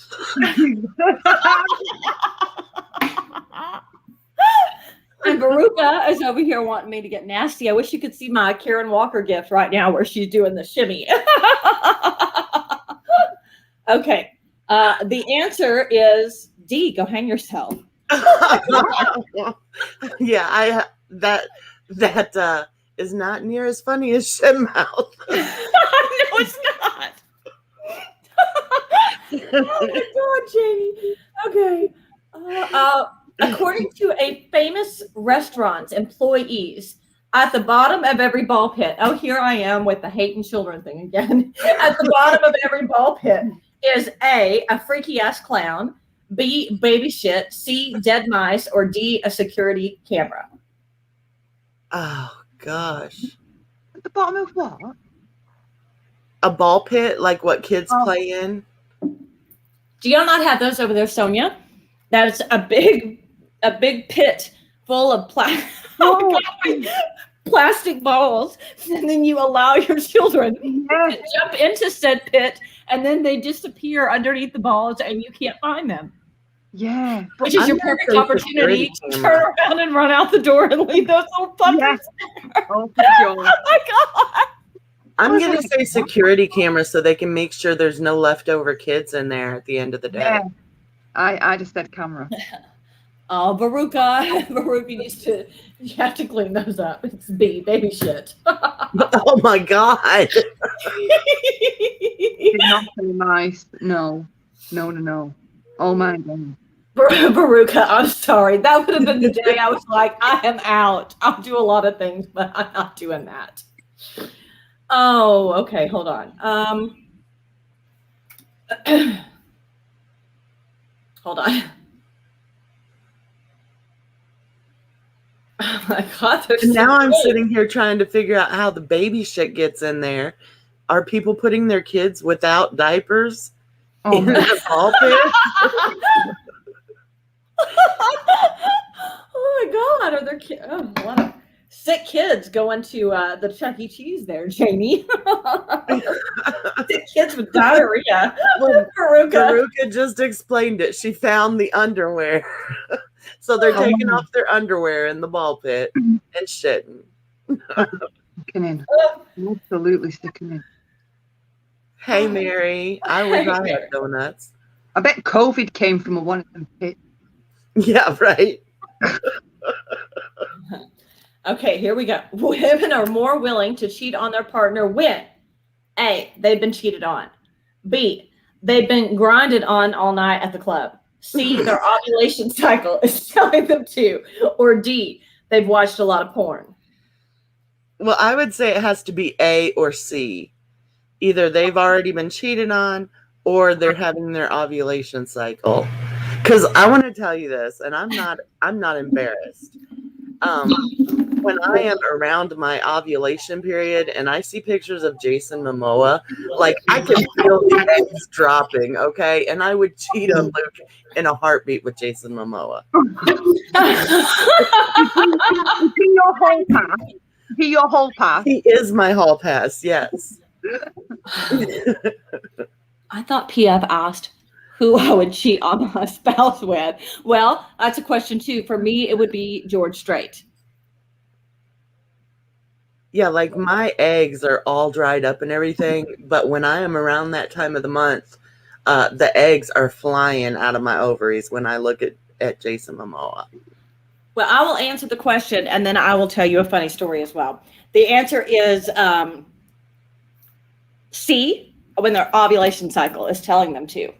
Oh my God. Is this See? when you have your self-control? See, I told you. So speaking of, right, a lot of couples, you have your past, right? It's the person that you're never, ever gonna, actually ever get to have sex with, right? So, mine would be either Tim McGraw or George Strait. So I told my ex-husband, I watched all my children from the time I was 5 until it went off the air. And in fact, when we got married, I cried for a couple of weeks because my mother and I would always tape it on the VCR. That's how old I am. When we would get home from work, we would sit down and we would watch it together. So after we got married, I was just bawling. I was like, oh God, I miss it. So if you ever watched All My Children, Susan Lucci is one of the main characters on there, right? Erica Kane. And oh my gosh, she's like my spirit animal. So I told him, I said, listen, let me tell you something. If you ever run into Susan Lucci and you get to have sex with her, like go do it. And I want you to come home and I want you to tell me all about it, like every detail. Okay. That's your pass. And so he turned around and gave me as my pass Tupac, who was already dead. Oh no. I'm like, so you want me to dig up a dead rapper? That's who I get to go have because I gave you Susan Lucci. There was no George Strait, no Tim McGraw. I should have divorced him long before I did. Hey, I dig him up. I've got a strange taste though. I love Enrique Iglesias or Normal Finkelstein. Him, either of those two. I love those two men. Enrique's beautiful, but Norman, his brain is amazing. He's so intelligent. Yeah, I'm actually afraid to listen to Jason Momoa in interviews and stuff because if he's dumb, it's gonna ruin the whole thing for me. She'll pass out. Yeah, I'll be like, oh man, you're so pretty to look at, but you're dumb. And I can't have a dumb man. I just can't. There's also, right, I was watching a video somebody had posted on my Facebook the other day. There is this huge misconception, right? People have been saying it for, gosh, as long as we probably can all remember, that opposites attract, right? So you always think, get two opposite people and they're just going to rock each other's world. Actually, the quite opposite is true. And I started thinking about it and I thought to myself, I have best friends, right? People that I'm super close to, that we have a lot of things in common. We might have a couple of differences, but that's why I hang out with them, right? Oh, right. Yes, Irish gal, Luke and Laura on General Hospital. But so why would you pick a partner that you didn't have, that was completely opposite? You wouldn't hang out with a best friend that was 100% completely opposite from you, right? Right. Why would you pick a partner like that? And I thought, yeah, that's again probably why my marriage didn't work out, because we were polar opposites, and it doesn't work. It just doesn't. Now, I think in some ways, yes, opposites do attract. Like a lot of times, couples, you'll see an introvert with an extrovert. And that seems to work out a lot of the time, because one of them is the dominant, outgoing personality who gets shit done, while the other one is the introvert who behind the scenes handles all the extrovert shit. Yeah. You know what I'm saying? Yeah. But when it comes down to like morals and values, opposites will not do well together, I wouldn't think. But the hate bonding on here though, right? You can have nothing in common with that person at all, right? And they suddenly dislike or hate the person you hate, right? And you'll overlook everything, being DMs with them, calling them on the phone, right? Cool with them. I'm talking about like it goes on. Like I'm not doing it, but like maybe it depends on what the passion behind the thing. Do you know, like the small things that you do share, maybe. Do you know, like if the little thing that you do find common ground on, maybe it depends on them. I don't know, because I wouldn't. I don't want. I love diversity. I don't like people the same as me, right? And I tend to gravitate towards like the same type of strong, independent, fiery woman, right? But even though we have things in common, I like that they're different as well. But not polar opposites. Nothing like what you're saying. Not polar opposites. Yeah. Oh, yeah. We were so polar opposite, like in every sense of the word. I was with mine. Yeah. He was like really closed off, and I was more social. But he was really closed off. I don't know what the hell I was doing. Oh God, you men are disgusting. I'm not even going to read that one. All right. Chris Nicholson is an award-winning magician who holds the world record for A, unhooking 20 bras in a minute, B, nailing 30 consecutive beer pong shots in a minute, C, being kicked in the balls 140 times in a minute, or D, smoking 22 cigarettes in a minute. Smoking 22 cigarettes in a minute. I'm going with that one too. Wait for the chat to catch up. And if I can add an aside to that, I think that I saw this. He does them all at once. He puts all of them in his mouth and smokes them all at once. Really? Oh. I think. Actually, go on. He is an actual magician because he unhooked 20 bras in a minute, and we all know men suck at that. So. All right. Well, I'm thinking of someone else. But yeah, I can unhook 20 bras in like 10 seconds. Come on. I know, right? Yeah. Notice it wasn't a female magician. She would have had. She'd have been like, got it. 142 in a minute. Yeah. All right. In an early Mickey Mouse cartoon, Minnie falls in love with someone else, and Mickey reacts by A, trying funny ways to kill the guy, B, trying funny ways to kill himself, C, scoring with Daisy Duck, or D, trying funny ways to kill Minnie. Oh my God. Daisy. I'm going with the Daisy one. Yeah, I think Daisy.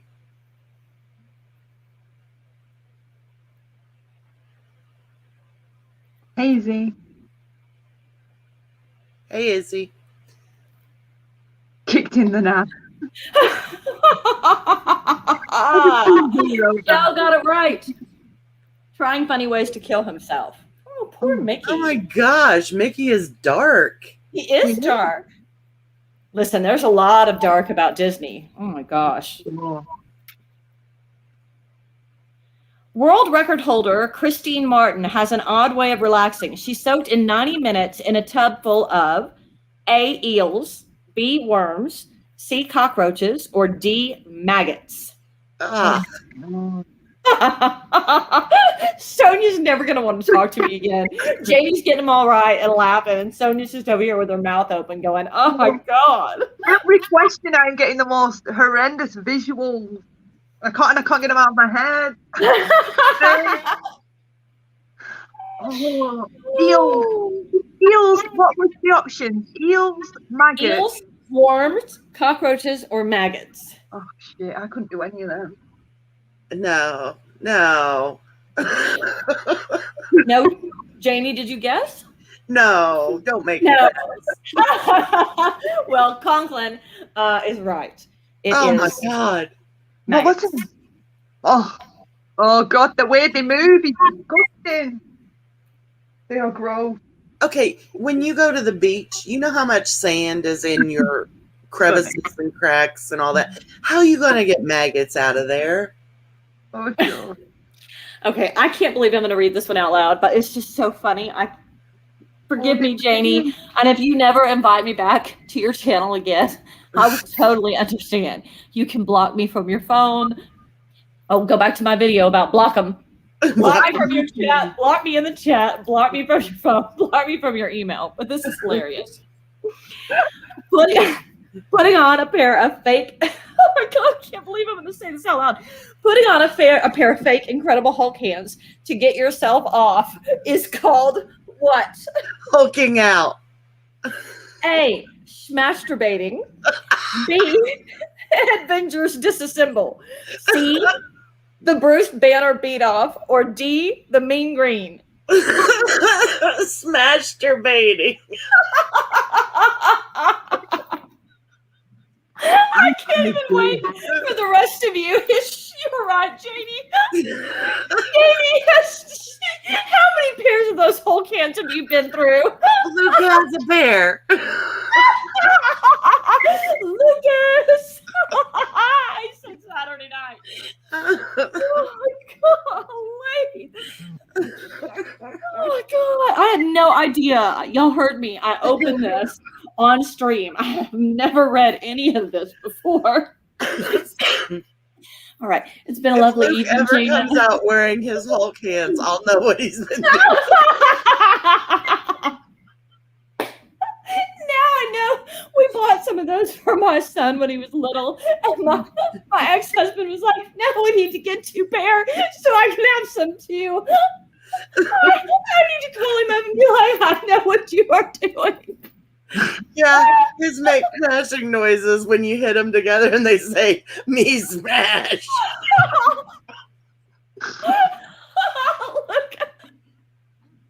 Oh my. No, I don't think anyone's guessing. They're too busy laughing. I'm saying B. I'm saying B. Oh, Jaynie was right. A? Yeah, masturbating. Oh, God. Oh, my God. Oh, this is so funny. Jaynie, do you hate me? No, I love it. Oh my gosh. Let's see. Oh, no. Oh, no. Oh my gosh. Sonia may not ever stream with us again, Jaynie. I'm checking the itinerary next time. I hate bugs. I hate gross stuff. I hate it. Okay, I'll try to stay away from the ones that are just No, it's fun. gross. No, it's fun though. It's fun. It's funny. Oh, Shell, I will bring it on our trip. For sure. Listen, I mean, there's hundreds and hundreds and hundreds of cards in this box. Okay. We'll do all the kinky, nasty ones on our trip, Shell. Oh, don't take that the wrong way. Oh, God.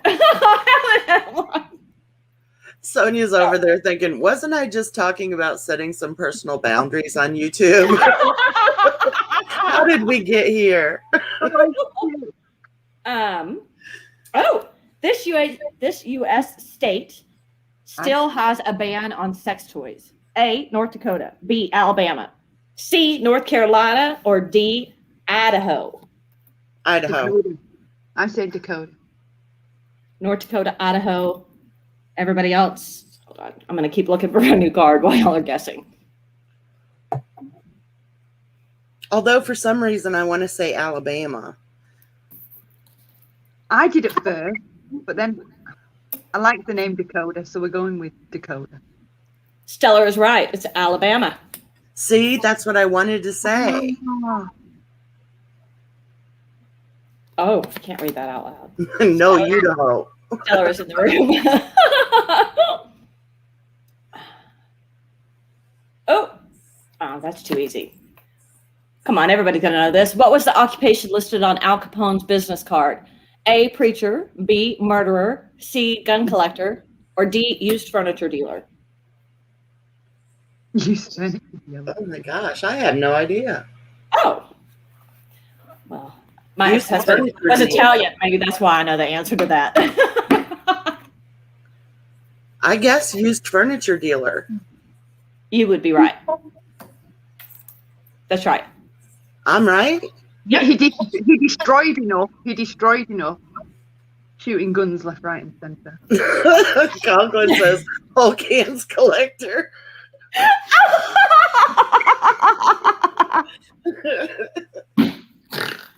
Oh my god. I bet stock in Hulk hands goes up after this stream, and maybe I need to invest.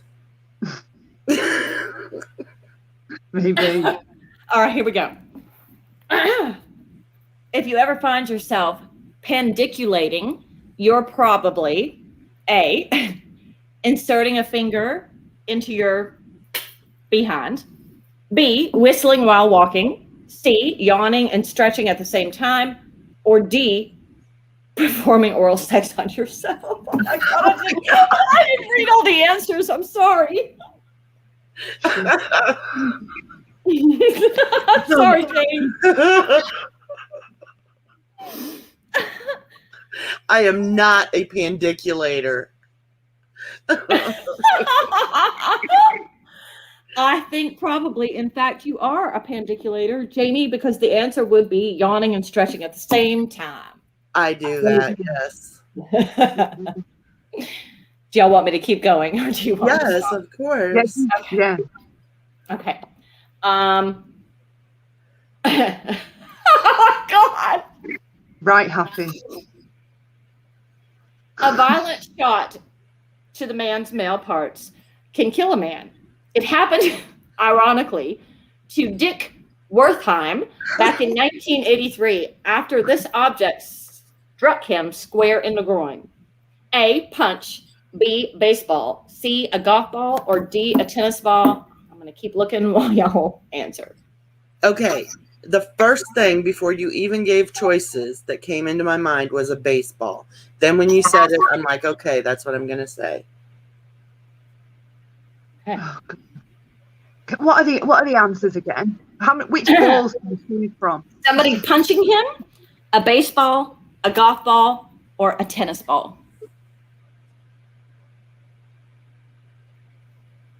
Oh my God, I can never make the choice. I'm going to go with a punch. The answer is actually, shockingly, D, a tennis ball. And I'm assuming this man was from Mississippi.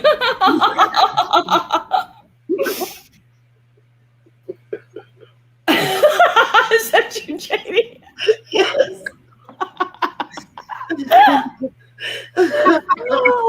If you're late to the chat, I'm going to need you to rewind to catch that joke. I have nothing against people in Mississippi in general.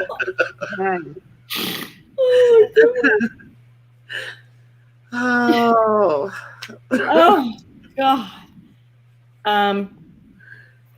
Ooh. There's Jaynie's like, what's the name of this game? What did you say it was called?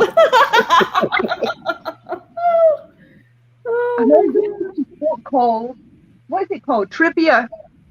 General trivia. The name of it is called I Wish I Didn't Know. Filthy Trivia You'll Never Forget. Great title. I wish I knew it. Let's see. Wow. The most weight ever lifted by a vagina is 8 pounds, 62 pounds, 31 pounds. Or there is no such record. Only an idiot would attempt this. Okay, I've heard this in another trivia game.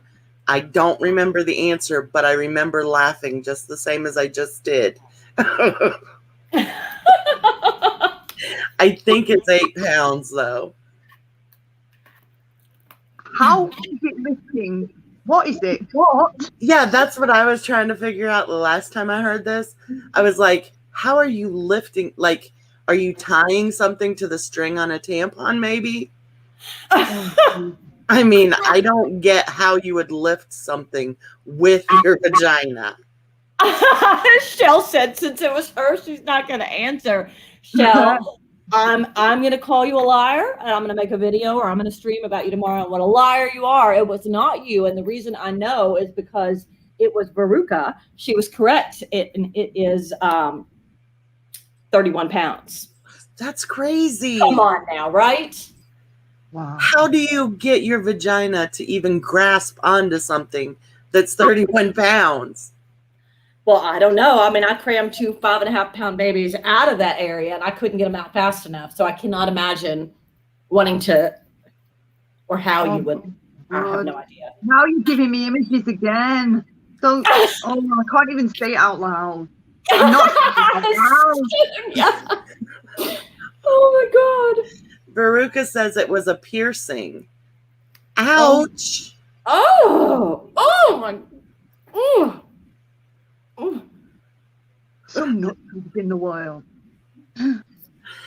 See. That is insane. That is insane. This proves there are a lot of people in the world with too much time on their hands. Yeah. So we aren't that bad spending it in the DC, okay? We ain't You hear doing that? this. You hear that, Veruca? Jaynie said you have too much time on your hands. That was shots fired at Veruca from Jaynie. That's right. Who sits around like they're sitting on the couch watching the Discovery Channel and they're like, man, I've already seen this episode. I wonder how much I could lift with my vagina.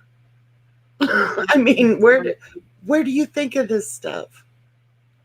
Oh, y'all.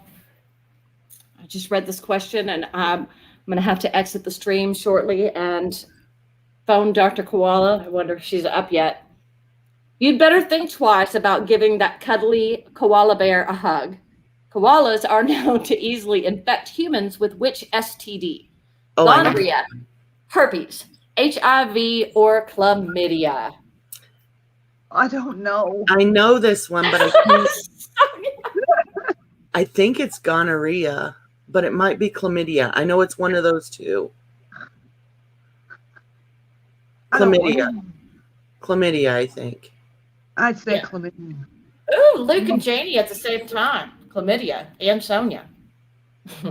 Luke and Jaynie, is there something you need to tell us? we have never met a koala. Hang on. How does it do that? And I don't even want to know. Jaynie, did Luke give you chlamydia and then you were like, I know what you were doing with that koala. You gave this to me.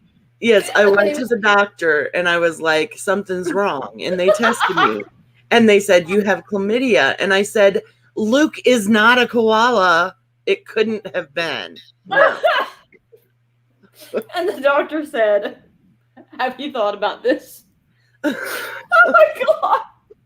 Sonia, I'm so sorry. I love you. I do. I'm sorry.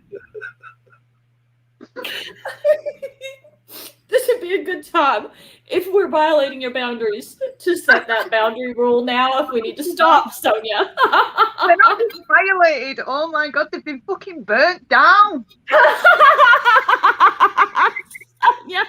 Well, and then questions like this bring up, other questions like, how in the heck is a koala going to give me chlamydia?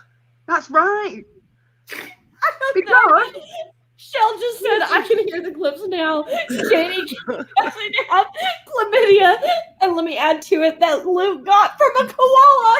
And then everybody's going to start rumors about Luke and Dr. Koala. Because that's how fucking nuts this place is. But yeah, it's a sexually transmitted disease. Do I have to have sex with the koala? Because I can assure you I'm not. Jaynie's channel is now going to be known as the baby hating, animal abusing channel. Oh my gosh. We are just burning it down tonight, aren't we, ladies?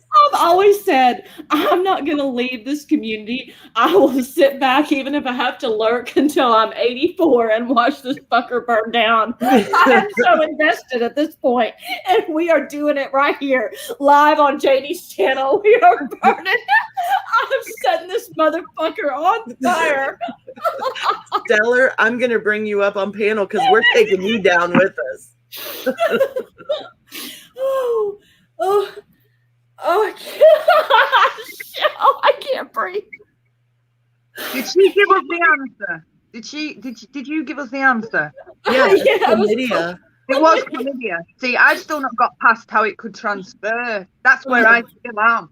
That's what I think too. I don't know, Sonia, and let's not find out. Okay. Well, while it's burning, I'll just keep adding a little bit more fuel to the fire. Did you ever have someone to tell you to go blow yourself? Well, have you told this animal to blow itself? It actually could. A squirrel, B, a horse, C, a giraffe, or D, a panda. Oh, fucking hell. It'll be a giraffe. Those beautiful, captivating creatures, you better not even ruin them for me now. You've ruined enough. But do not tell me it's giraffe. Do not tell me it's giraffe. Jaynie? Their long neck. Oh my God. I mean, you think giraffe because they have such a long neck, but then horses have really long penises. So I couldn't say. A squirrel. Let's just say a squirrel. Jaynie, you are one sick fuck. You know that? Run and tell that, motherfuckers. Oh, it's a squirrel. See, there you go. Wow. Some breaks a win for me. It wasn't mine. Giraffes. I love giraffes. That would have tortured my mind knowing that, visualizing that every time I see one. I might be burning down the community, but I just saved my friendship with Sonia right there. You did. We always have Natural Geographic Channel on here. I love Okay. That's what I do, Shell. I overthink everything. I had to analyze all of them. So here's a little bit one that's cleaner. According to research, women look their oldest on this specific day and time every week. Pay attention, ladies. A, Mondays at 2. B, Wednesdays at 3:30. C, Fridays at 10:15 a.m. Or D, Sundays at 9 a.m. Sundays at 9 a.m. I think Sonia's right. Asleep. So my fellow panel hosts are attacking that Sunday morning Christian church time again, attacking our faith. Stellar. That was a shot fired at you and all your Christian friends there. Anybody else have a guess? It is actually B, Wednesdays at 3:30 in the afternoon. So I guess it's that midday slump, huh? Yeah, that midday. See, that was going to be my second guess, but Sonia sounded so sure. Yeah, because I just thought Sunday, I'm usually in bed at 9. That's the day I get a lie in. I'm in bed. I look the same every Sunday. I'm asleep. All right. Pregnant women are more than 42% more likely to be involved in which type of accidents?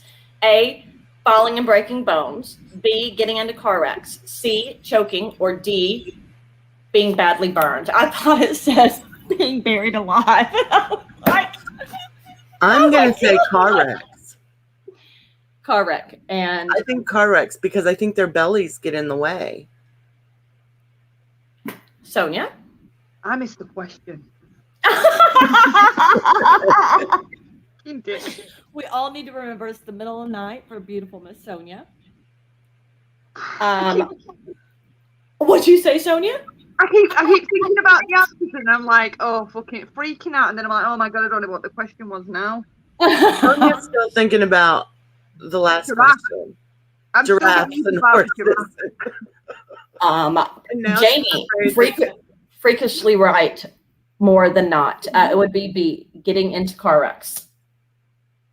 A man named Charles Osborne was the victim of this medical issue for 68 years.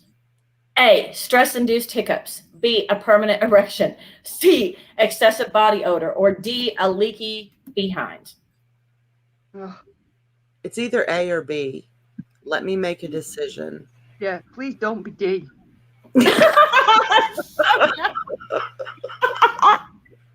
I think I've heard of someone who had hiccups. Torture. Wow. If you knew me in real life, these questions are torture.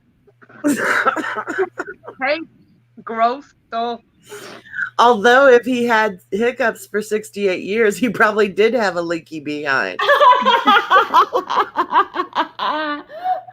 Oh, you were right. Y'all are right. That stress-induced hiccups for whoever guessed Really? that answer. Yep. Could you Oh, imagine? Right, Veruca. Imagine how many times people told him, just hold your breath, drink a glass of water upside down, let me try to scare you, right? I mean, for 68 years being told those things, trying to help him get rid of them. Wow. Yeah, scare. Yeah, just let us scare you. Imagine how many times everyone tried to. Because they say that, don't they? Make you if somebody makes you jump, you lose your hiccup. Not that. That's what they say, but it's never worked for me. No, it never works for me. What did always work for me is if someone would offer me money if I would hiccup again. Like they'd say, I'll give you $50 if you can hiccup again. And then I couldn't hiccup again. Typical. Yeah. Yeah. Typical. What? Oh, wait, hold on. Hiccups and whole cans. Oh, an erection is dangerous after 8 hours. Oh, this is disgusting. Next time, so let me share it with all of you. Disgusting. Let me tell you about it. Well, it's in my head, and now I need everybody else to have it in their head too, because I don't like to be alone. Next time you kill a mouse, don't toss it away. Do like the ancient Romans did and use the crushed mouse brains for A, an antacid, B, a fever reducer, C, toothpaste, or D, contraception. No. Probably toothpaste. That's disgusting. It is disgusting. Why not an antacid? Why not? Is mine B? I'm going with B. It's toothpaste. Oh. Yeah, Maybe they should take it over there to those countries where, what was the other one about toothpaste, Jaynie? Colgate. Colgate, right. I wanted it to be shit mouth so bad. Oh my God. These are funny, y'all. That was a good time. Was that last question setting? Was it what was the era it said it was from, that question? It wrote?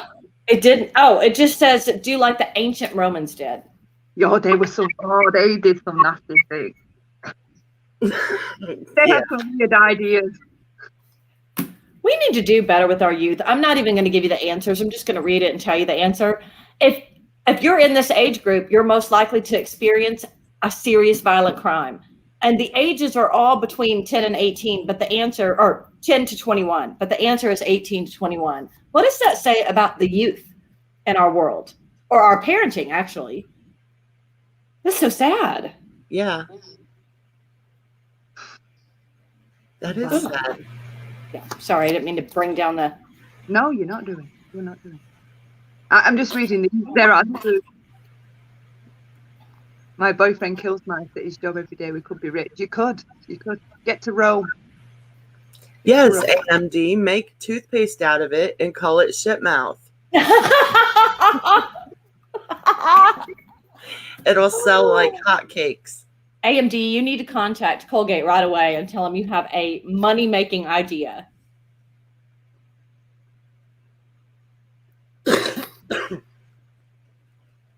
Oh, what? This can't be right, y'all. While chimpanzees are the animals genetically closest to humans, it turns out that we share 60% of the same DNA with rats, houseplants, bananas, or pigeons. What was the first one? I think it's bananas. Rats, houseplants, bananas, or pigeons. I think it's bananas because of the water and the potassium and all the nitrates and all that stuff. Oh, I think smart. it's bananas. Oh, well, I have no clue. I'm going with pigeon.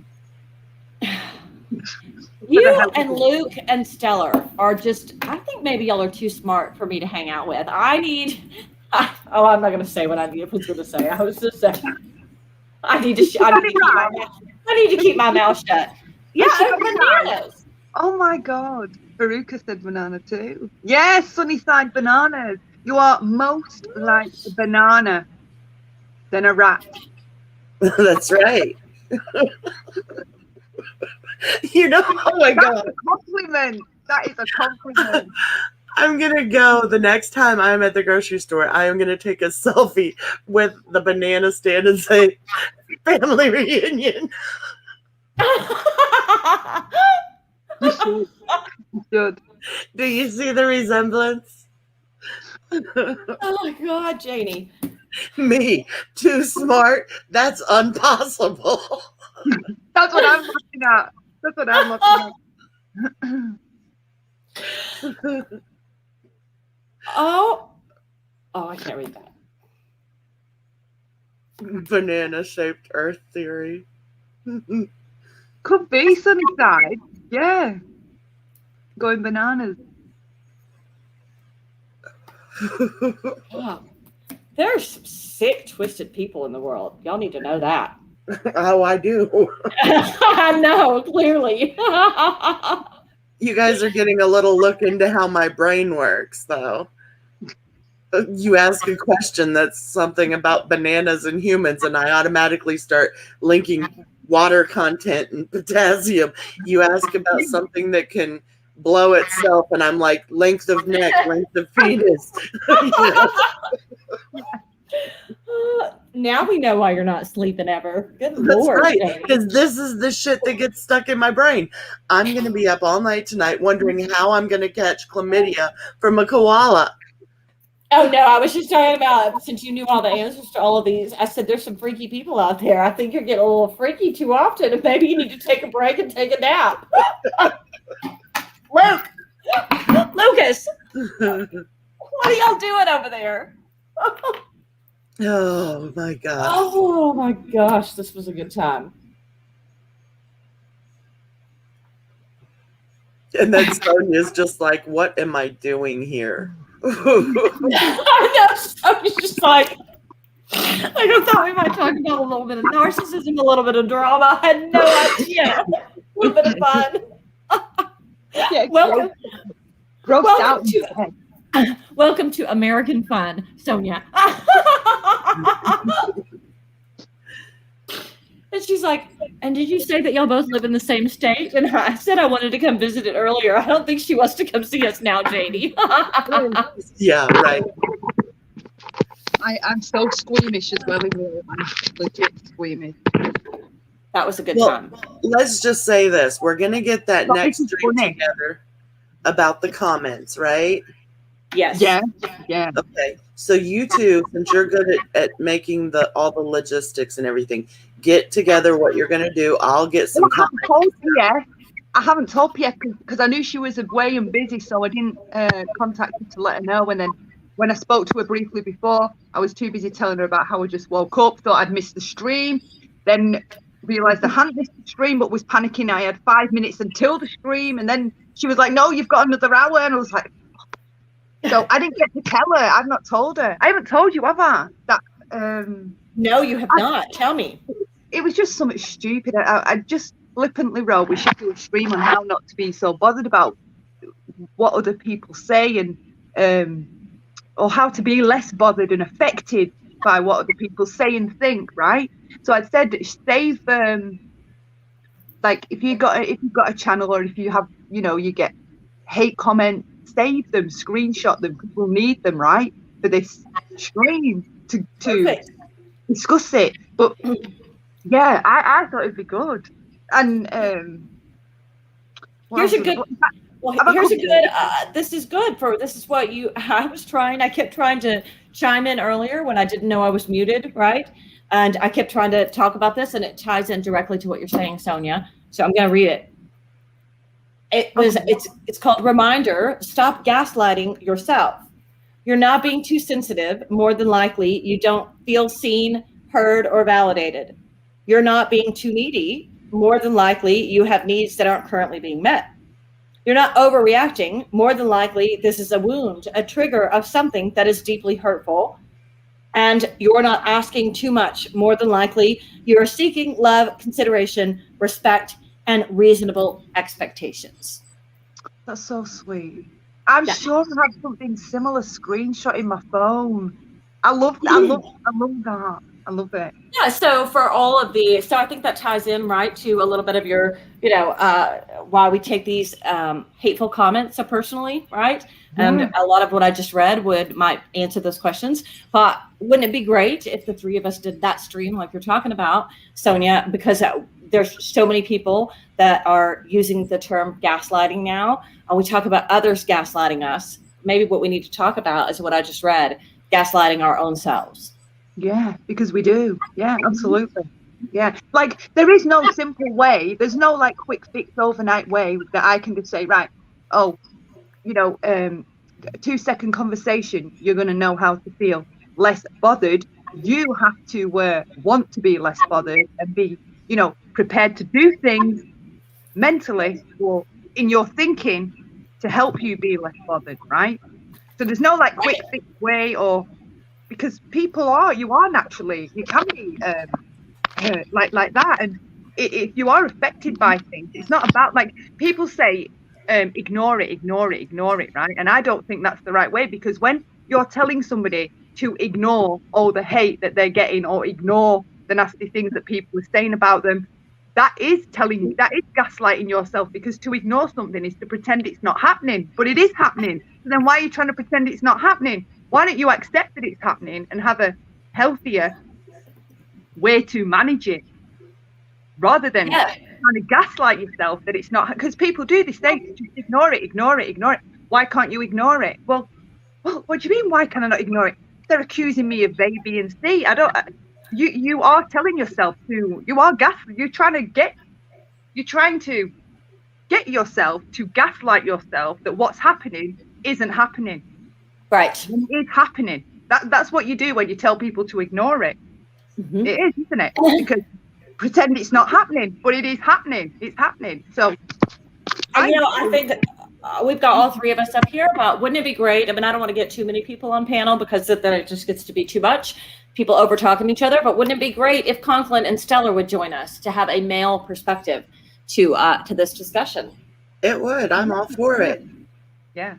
Because I do think we can take lots from men, because, I don't mean it to stereotype, but they aren't as emotional typically as some of us women can be. And often their logistics on how they manage things, they do, they're great that way, men, their mind frames and how they think about things and look at things, to learn a lot from men, believe it or not. Yeah. Absolutely. And I would say that, sometimes I enjoy, hanging out with the guys a lot more. There's just so much less drama and negativity, and they just don't take things so, good, Stellar's in. Conklin, and Conklin has a really great perspective. I think that he could add. I don't know if he's willing or wants to, but it's just so much less drama and so much less stress, as much as I enjoy my girlfriends. But oh my gosh, they're just, like Conklin, I go over and watch his videos, and he's so fun. And, he's a similar personality to me, where he just makes funny humor out of stuff. And, I don't know.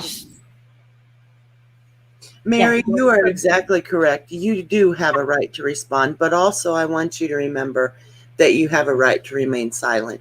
And I think when we get caught up in all of this stuff, we get so caught up in thinking that we need to respond that we forget that sometimes the right to remain silent sends a larger message. That is, you don't affect me. I don't respect what you say, so I don't care what you say. So, find a balance in between what you need to respond to and really what doesn't even deserve anything but your silence. I was raised in a home, right? My sister would be calling me the N-word, right? And my mother would tell me to ignore her, right? Ignore her. And I was like an 8. 8-year-old child. And I didn't even know what the word meant at that time, but I had some instinctual knowing that I did not like that word and it upset me. And every time I would go crying, she's calling me this name, and she would send me right back, sit on the sofa, shut up and ignore her. And I'd just be like, so I get what it's like being told to ignore stuff. It's not, I don't think it's the answer. Yeah, and actually the most invalidating advice I ever got from my quote unquote friends on YouTube when I was having a hard time because of the way I was being treated by other people was to log off. That was the most invalidating thing that those people who were supposed to be my friends could have said to me. Like it was my fault. Like it was my fault I was being, verbally abused and attacked and all of that. So I needed to be the one to leave. Don't expect other people to behave civilized or to be better people. No, don't expect, that. You need to just leave because apparently you're the problem because, it bothers you. That's bullshit. Well, and let me tell you something that most highly toxic people, right? What do they do to you, right? Especially somebody who is overly empathetic. The most horrible, awful thing that they can do is to be completely silent, refuse to have a conversation with you, refuse to engage in a discussion. And so, it's like you're begging them, right? Why won't you talk to me? Why are you acting like I'm a stranger? Why, why won't you share what your thoughts and feelings, just to be completely ignored? You know what I mean? So, it can work. I'm not encouraging anybody to go out and be toxic by any means, but I'm just saying if these people continue to come at you and you've defended yourself over and over, there is a certain point where silence speaks volumes. Yeah. And sometimes can be way more hurtful than the nasty, vile words that come out of our mouth in response. That's the only thing I have to say about that. Does that make sense? Yeah. But I do believe everybody has a right to be heard. I will not keep explaining and trying to make someone understand. So if I feel like I have to make someone, or I'm trying to make them understand it, that's for me. No, it's like a. Do you know? We all have our own boundaries. That's a deal breaker for me. Because I know what I'm like. I then start over explaining, over justifying. I attach onto it. I start getting frustrated and upset when they're not hearing me. Right? As though it's diminishing me somehow and what I'm saying just because of how they're responding to it. No, I have really had to bloody elicit some hardcore mental discipline to stop my bullshit, because I would be one of those that was overly sensitive. It wasn't overly sensitive, right? But it didn't take much to sting me, or I would be affected inside drastically, like hurt. I'd be hurt. Like somebody could discuss something about their life, right? And they could say, well, I wouldn't drive to the shop, drive to the store if I lived as close to it as you do, right?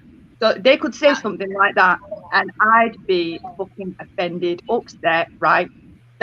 So their perspective and their opinion on what they do, right? I would take it that they was trying to say that what I was doing was wrong. I'm stupid.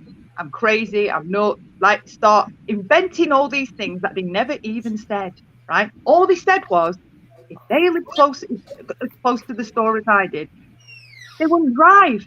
See, like, we add on stuff that hasn't even been said, meant, right? If you think they meant a dig at you as well, a lot of it is about asking instead of assuming. So are you trying to say that you think I'm lazy, instead of thinking in your mind, that fucking bitch is saying I'm lazy, right? Fucking bitch. Right.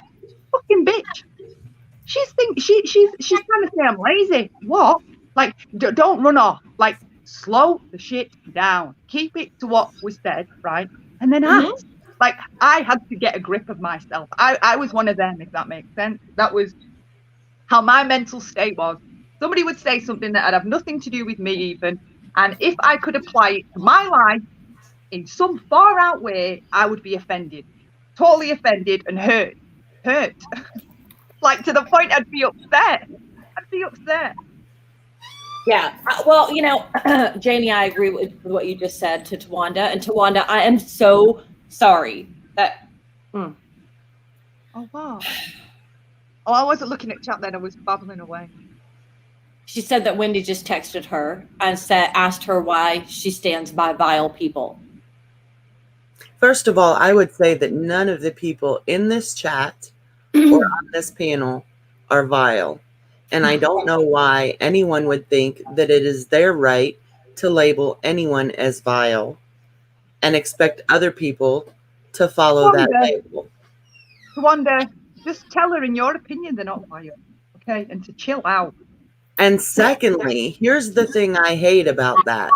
Tawanda was in here enjoying the stream, having fun, and someone had to snipe her from the bushes by sending her a text saying, what, I see you in there, basically. Why are you over there or whatever?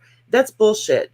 This is your time, Tawanda. You were having a good time, and no one has the right to snipe from the bushes and make you feel bad about it.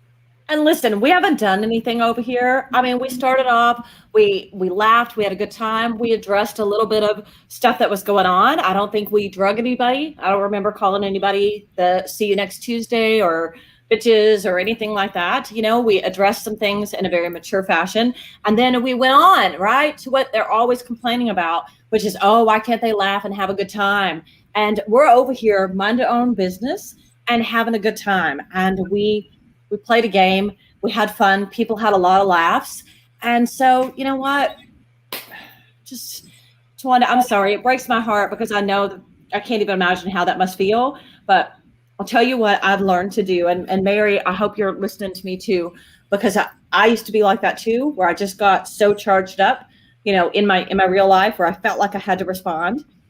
And I have started practicing, and I think I talked about this the last time I was on Jaynie's panel.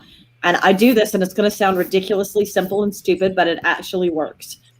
When I'm feeling super anxious or very upset or like overly mad about something, I give myself a time limit.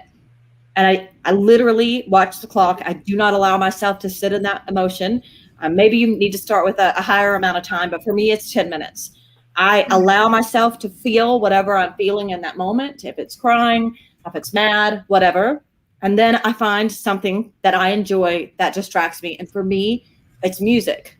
And so I turn on fun, happy music, and it literally within minutes distracts me into being happy, dancing, singing. And I can literally almost like I can feel the stress leaving my body. I do something similar, yeah. I'm sorry it was dead. But we all have differences of opinion on who we find vile, Tawanda. Like, no offense, but that's an overstep of the boundary, okay? You're allowed to decide for yourself who you find vile, not her. End of. Well, I think it's a self-deprecating behavior to try to just completely ignore a feeling, right? You need to allow yourself to feel whatever you're feeling. You're feeling it for a reason. It's a valid thing to feel it, right?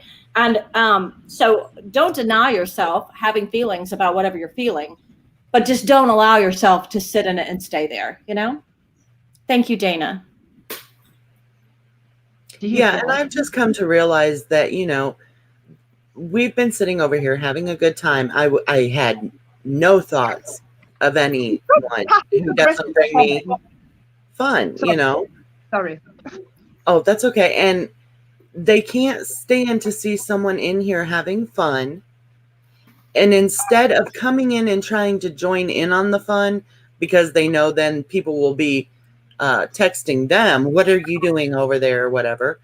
They're not strong enough to come over and try and have fun with us. So they just want to ruin everyone's fun.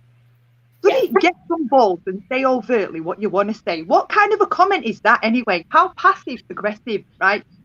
What I can't believe that you would be somewhere where they're vile. How about you just say, I didn't like the fact that you were in there because I don't like them, because that's what that comment means.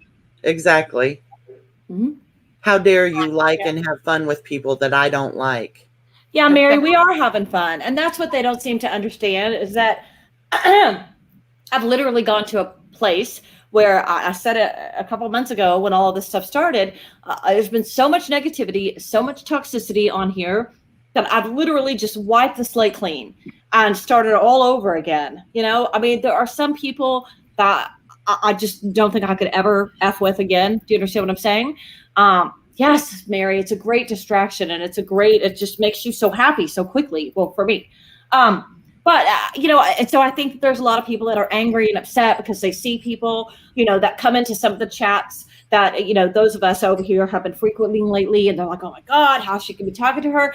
Listen, I'm not running off in the forest and braiding anybody's hair. I'm not in DMs with them. They're not coming over to have tea. We're not none of those things. We're literally sitting here reading funny cards and laughing. Why is that so bad? It's mind blowing to me the way these people think. And I made that video on my channel the other day. Cats, I heard a few minutes of Hopi's stream and I realized I have a sound issue and I need to raise the volume up. But I did this little, parody of a toxic sub, toxic creator, kind of relationship. And it just blows my mind, all of these people being traitors and haters, and it's YouTube. I mean, there are some things that happen on here that are extreme and angry and upsetting, like scamming money from sick children with cancer. Obviously, absolutely. Yes, thanks, Cat's Roll. We are not running around braiding each other's butt hair, I promise. But you understand what I'm saying? But some of it can just be laughing and chatting or talking about a subject. And I don't understand that mentality. I just don't. I have to talk to people in my real life, out in public or around, or sometimes at family functions or gatherings at other friends' houses where there's people that I wouldn't particularly hang out with. But I'm not running around causing I don't know if there's any towels in there. Raising a muck about it. Do you understand what I mean? I mean, like, I'm polite, I have a conversation, and I move on about my business. I don't understand why that's such a hard concept. Do you guys understand it? Vile is like art. It's bloody subjective. Put that in your bloody pipe.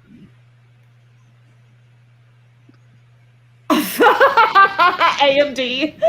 I switched from my phone to my iPad and came back to be up talking about butt hair. Oh. Their logic exhausts me. Do you know what I mean? Or lack of, I guess I should say. And I'm just so tired of being called vile. I'm not vile. You're not vile. Sonia's not vile. No one that I see in this chat is vile. No. I'm tired of being called that.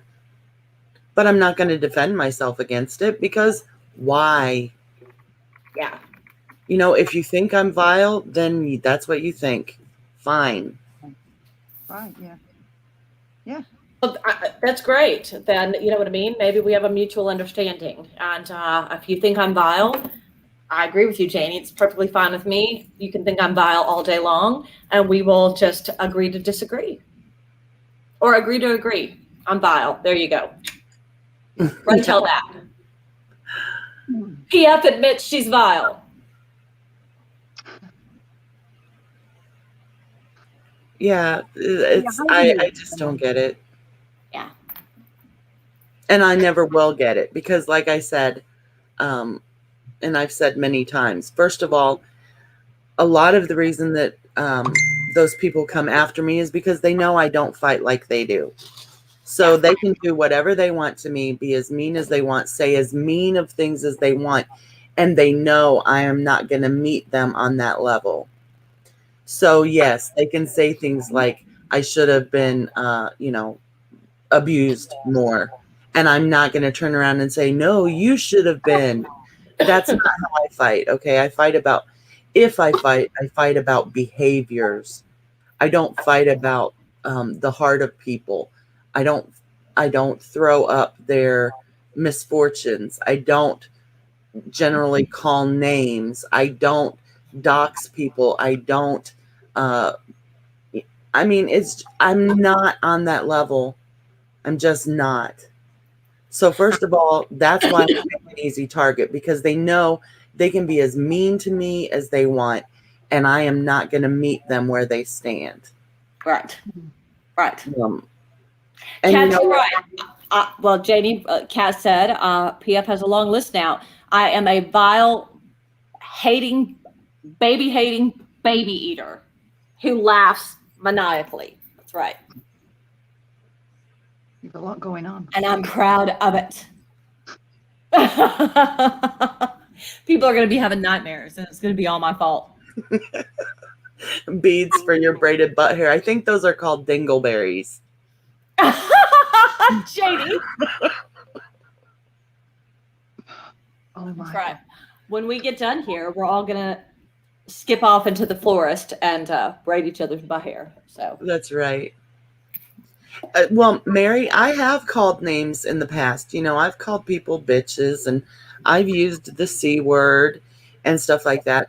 But, you know, that's not me as a person. That's who I became on here. And I don't want to be that person. You got to this community, there is a lot of abusive behavior from, like, I'm not excluding myself, right? There's a lot of abusive behavior goes on all over, okay? And when you're put in an abusive, like, when you're put in places where there is so much of abusive behavior going on, it's the same like in an abusive relationship, right? When the partner starts introducing you to their abusive behavior, and then at some point, maybe in fight or flight, you choose to fight, right? They will gaslight you that you fighting and sticking up for yourself from being hurt, right, or abused, is you're as bad as they are. We had this conversation. I had this conversation with someone earlier, that they'll spin it to you that it's both of you, right? Because you touched them or you said shit back to them, right? And then you will have the victim or the survivor believe when they escape that it still was them, right? They were abusive as well, or that it wasn't an abusive relationship because they did stuff as well. So it was them both fighting with each other, right? And it's the same with this place. But you know what I say to those survivors though? Were you like that before? Would you just randomly start attacking people and screaming and shouting at the top of your voice? No. And it's the same with this place, right? Before you came to this place or in your real life, do you just randomly go off on people or start hurling insults or freaking, you know, acting aggressively? No. A lot of it is the surroundings of this place. Like, you really have to limit yourself with where you go, because I'm sure it's contagious. It's catching as well. It's like you stick around it, it becomes the only way to fight back, right? Because if someone just keeps being abusive with you, making videos, being hateful, horrible, right? How do you fight back? You have to become like them. Right. You know what that is called? You know what it is? It's reactive abuse. You're being abused by somebody, and all of a sudden it keeps on and on and on and on until it totally brings you out of your character to such a degree that you look like you're the abuser instead of the person who is abusing you. And there's a lot of people that have been in toxic relationships who end up looking like they're the abuser when they're not. And that's exactly, you know, I noticed that we were winding down and we were, you know, we'd had a really great time, had all those laughs. We started to wind down. The numbers started dropping. And then all of a sudden that text came, it got brought up. That's not your fault, Tawanda. I'm not saying, that's not what I'm saying. But then I could see the numbers started going up a little bit. And you know what I mean? When we started talking about that. And I'm like, you know, it's done on purpose. It's done on purpose to interrupt the fun and turn it into exactly what we started talking about. And it's sick. Get a life, get over yourself, knock it the fuck off. Yeah. And a lot of times when you start off defending against something, it's very important. Like if you're defending against abusive behaviors, be careful not to turn into the abuser. Right, because You do. You do. Exactly. It goes on all the time. You start exhibiting abusive behavior in your triggered reactive state because you're not emotionally managing what the hell's going on. Or in an you know what I mean? Because Right. it puts you in that emotional state. Yeah. So you really have to use your logic around this. Well, and logic and reason doesn't work in abusive relationships. So you try the logic and the reason as long as you can. It gets no results. No, with yourself. Know it. Sorry, you've got to really use the logic and reasoning with yourself, like to keep yourself bloody sane. And no, don't. Yes. You know, talking yourself out of things. Talking yourself. No. Do Well, not. and it's a hard thing to do, right, Sonia? Because when you're in love with somebody, right, or if it's a parent, or a sibling, or it's somebody that you're in a relationship with, it's very hard, and that's why they're so successful at continuing to be able to abuse you, because you can't think with your logical, independent thinking. It pulls you into your emotional thinking and your that empathy that you have deep down inside you to automatically want to give those people that you believe you love and care about the benefit of the doubt or another chance. And that's what keeps you in this crazy making cycle until, like Conklin said, then all of a sudden you react and you look like you look like you've become the abuser, and they can take a seemingly content, peaceful, happy person and turn them into somebody that is so depressed and sick and angry. Absolutely. And it's like you've morphed into somebody that you're absolutely not. Like we don't realize how fragile the brain really is, and how sensitive and open we are to conditioning and easily being, like, if you mention brainwashed around this community, people laugh. They'll say, you can't brainwash people. That's a fallacy. You can't. Yeah, you fucking can. Hell, you can. Half of these streams around here are working on conditioning the people as they go in the chat to think a certain way, so that when they're exhibiting their toxic behavior, you're there in the side chat ready to normalize it. You're normalizing the abnormal. Yeah, you can. Of course you could. Like, you go through a process of brainwashing in a DV relationship. You are brainwashed. That is what it's called. Conditioning. Yeah. Yep. Brainwashing. And that's what I mean. You don't realize how sensitive the brain is, though, to receiving messages and subliminal ideas and thoughts, and like with covert manipulation. Like, people think that manipulation can be so subtle. Like, people say, oh, I can't be manipulated, right? No, you'll believe you can't be manipulated if you're being manipulated, because you won't believe that you're being manipulated. All right, you don't believe when you're being manipulated. And Diane sold that beautifully, because I have said so many times I find her manipulative, and I've seen people, I would know if I was being manipulated. Okay, yeah. Did you know you were being manipulated by Diane? No. There's your lesson of how easy it is to manipulate masses of people and never even show your face. And she never even gave anybody anything to get you to, like, buy into her. She literally just took up on a channel, invisible, never showed herself. And she got everyone to give her hundreds and hundreds and thousands of dollars.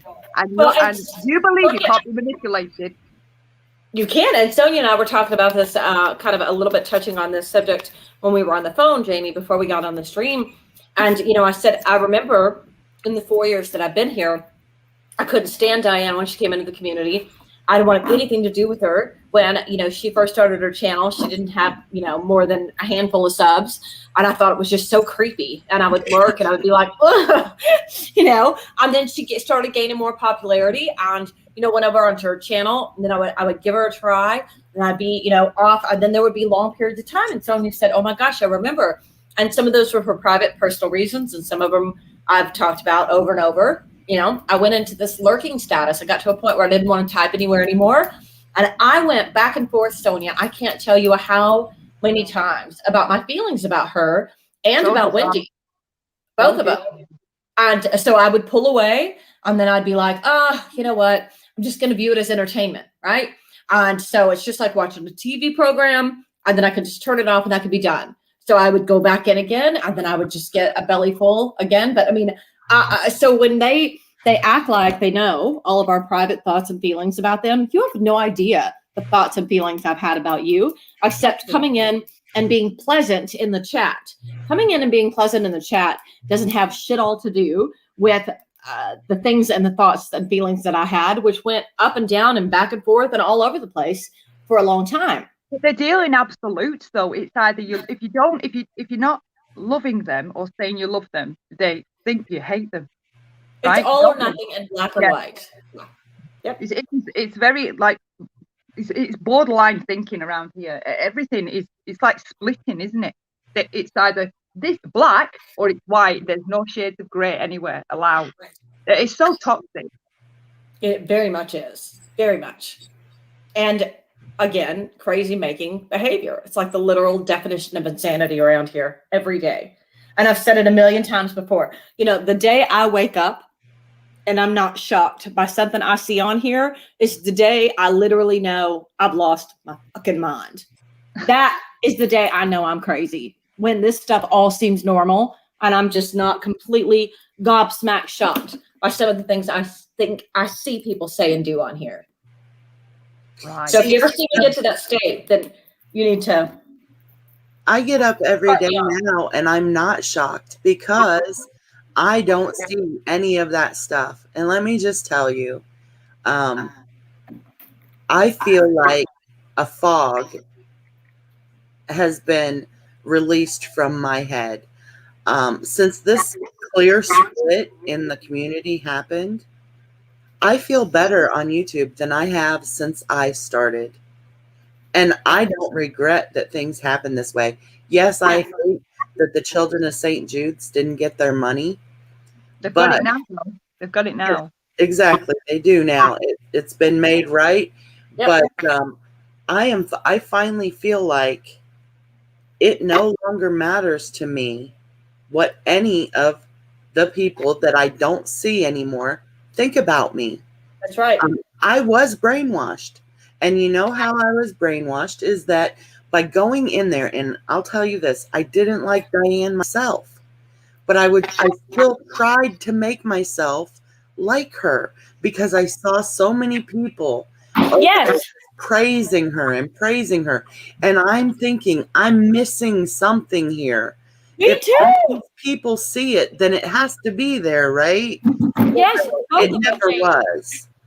For me, it was both of them. And I went back and forth. Sometimes I could tolerate one more than the other, but I kept seeing all these people that I liked, I enjoyed, I considered my friend acquaintances or my friends on here. And I thought something is wrong with me.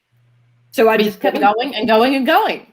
Me too. And then we would bitch about it offline, right? To the ones you talk to on the phone.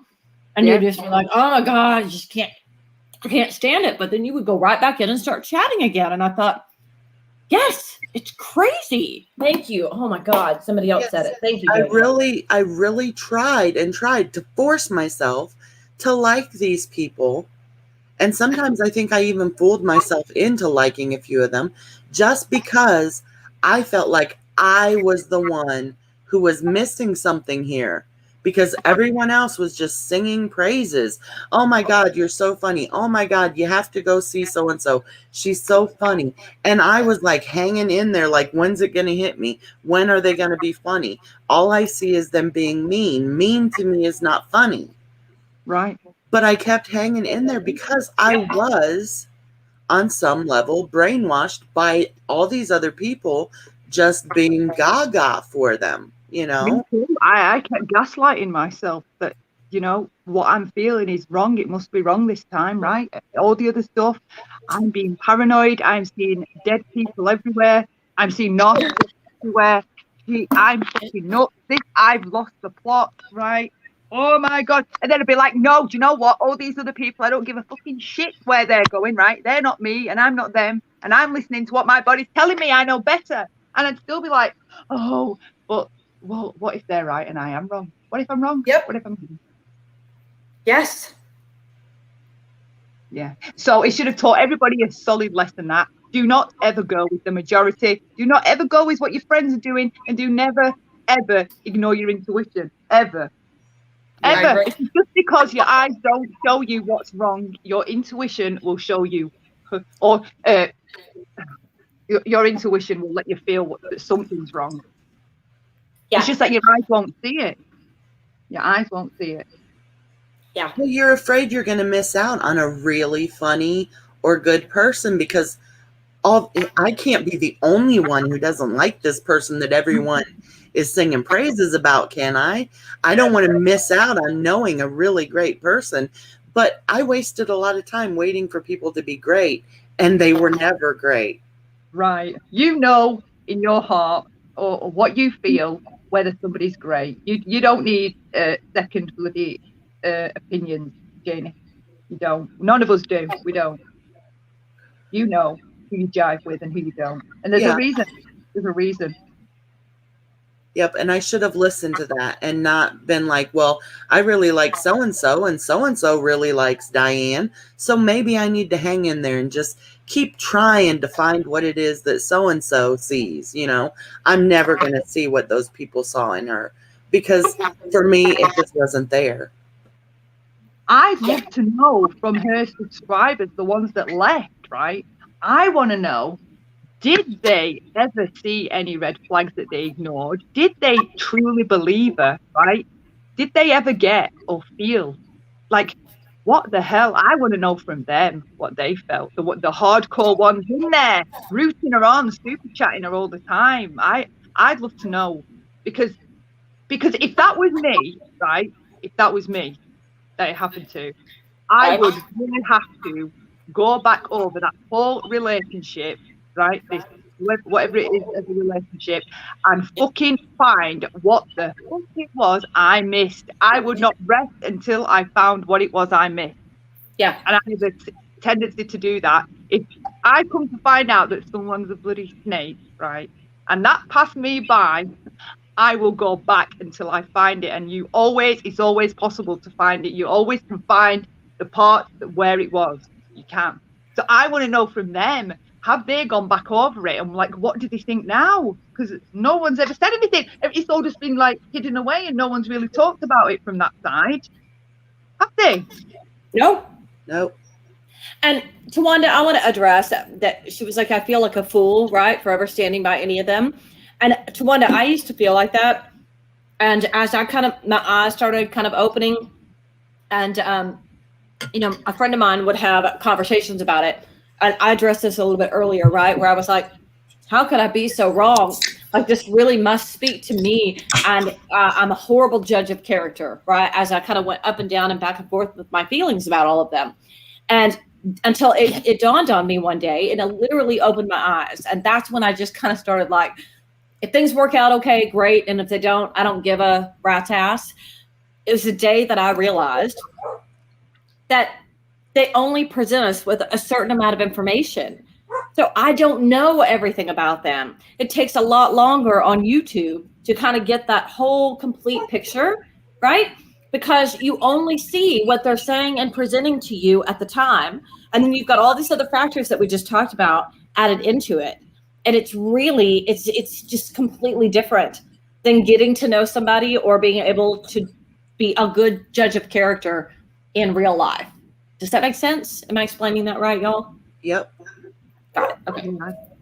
And the big test for me after I cut these people out of my life, here's how I test every now and then who I truly appreciate. If I don't talk to them for a few days and I come across something funny, a meme or an article that reminds me of something they're interested in or something, and I think, oh, I need to send that to so-and-so. There is not a single person on the list of people that I have cut out of my life that I have once since then thought, oh my God, I need to send this to so-and-so. Or so-and-so was talking about this the other day. Let me send them this. I haven't thought about any of that. And that shows me that I had myself fooled into believing that they were more important to me than they really were. Yeah. So, because Shell or MJ or Artsy Fartsy or Sonia or UPF or anyone. If I'm reading through an article and I find some tidbit, this is one of the reasons why I got back on Twitter, so I could use the DMs, because I miss when I find something that makes me think of you or think, oh my God, so-and-so would think this is hilarious. I want to be able to share those things. And, that hasn't happened with any of these people who are now missing from my YouTube experience. There you go. Yeah. It's amazing what people will talk themselves into for what they believe are the right reasons. So, and Jaynie, do you want to hear about having boundaries? I have had your phone number for a couple of years now, right? Yeah. My phone, and then I got a new phone number, and I didn't have it in my new phone, right? And then you sent me your number in the email, right? You and I emailed you. We were emailing back and forth. It took me like a week and a half before I even got the nerve to email you with what I needed to email you about. And I had thought, if I did have your number in my phone, I was like, oh my gosh, is this okay? Because even I consider you to be my friend. We've known each other for a long time. Like, I was worried. I was like, I don't want her to be like, oh my God. I mean, I used to give that number out for people to call and talk to me on the live, but how dare you try to contact me just randomly? You know what I mean? And that's the overthinking crap in my head. Yeah. So it needs to stay. Definitely. Yeah. It's called boundaries. Yeah, exactly. Yeah. I was just going to say something about that, and now I forgot what it was. Talking about boundaries. I'm just looking at chat. Oh, that's one thing that was one of my big downfalls. When people started really giving me a hard time, there was a certain person who used to call my phone when we weren't live at night. And the first couple times I was like, hey, that's fine. But then there was one time when I couldn't get to my phone. I was busy doing something. And I thought, you know what? I'm going to have to set some boundaries. So that night when we went live, late night with Nippy and Jaynie, I didn't name names. I just simply came out and set a boundary. And I said, listen, I know you all have my number. I've given it to you freely. But here's what I need to say. There's no guarantee that when you call me that I'm going to answer my phone unless it's the 2 hours that we're on at night. So basically I was just saying, don't expect that just because you have my number that I'm available to you 24/7.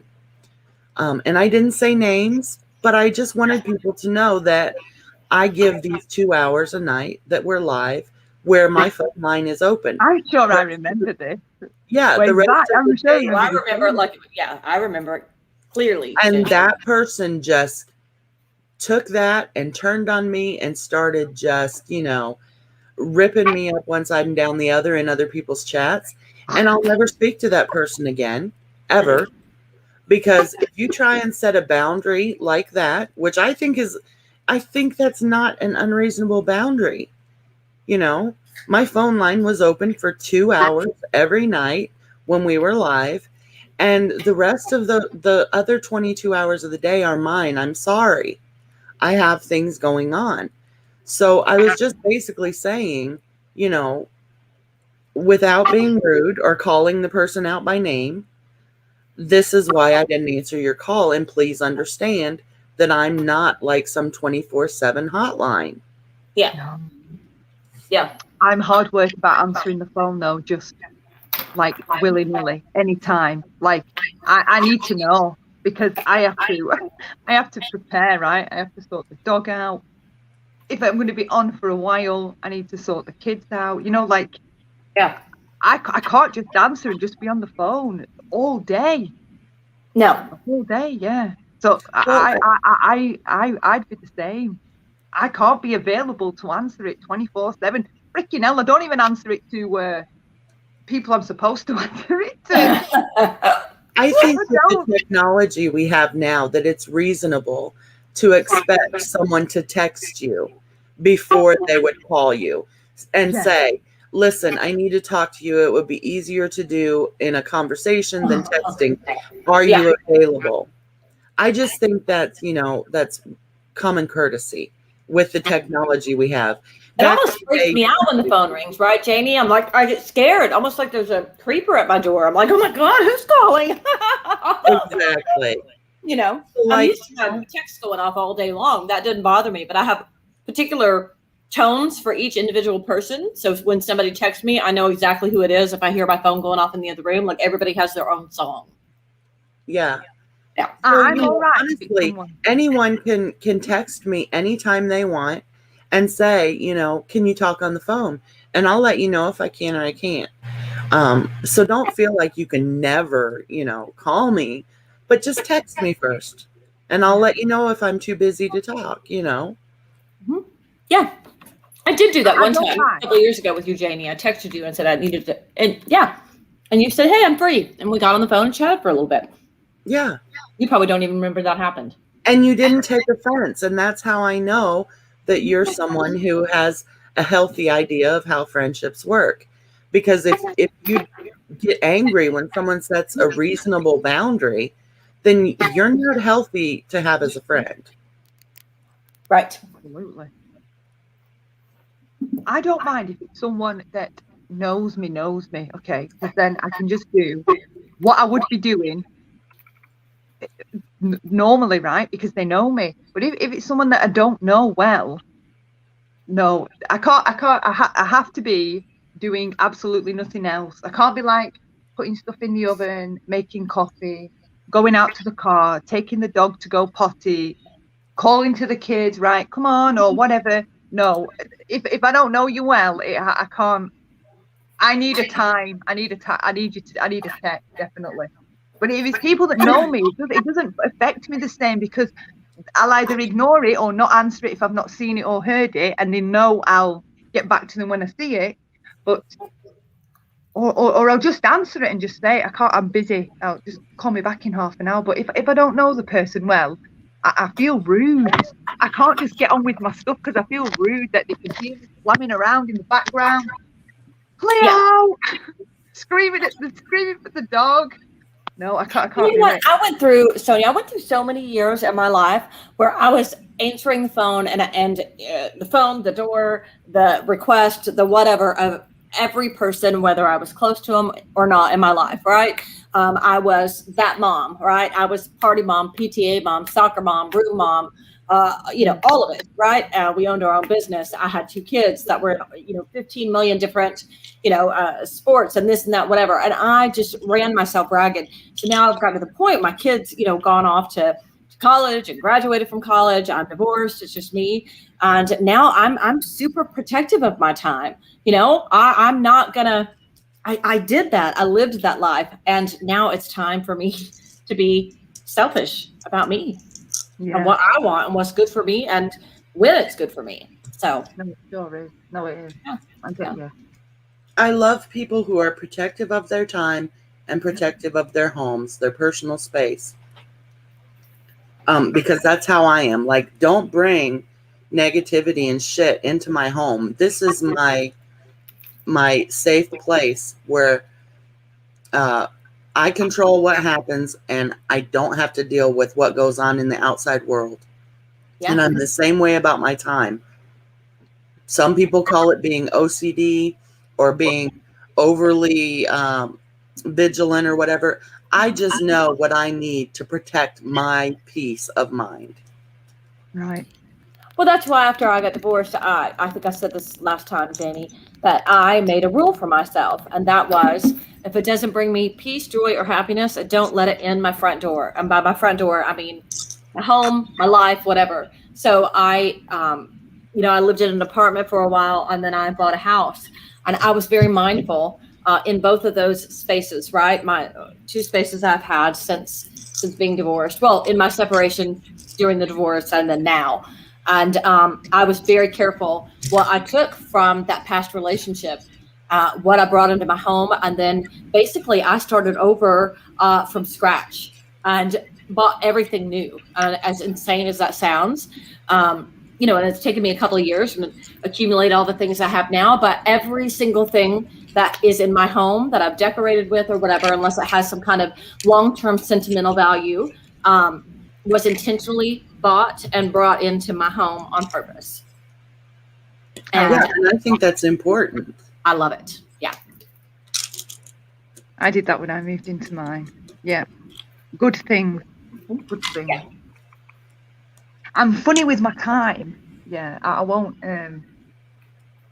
no, yeah. If I give people my time, I legit care about them. Definitely. Yeah. Oh, and I don't forgot just throw it away on anyone.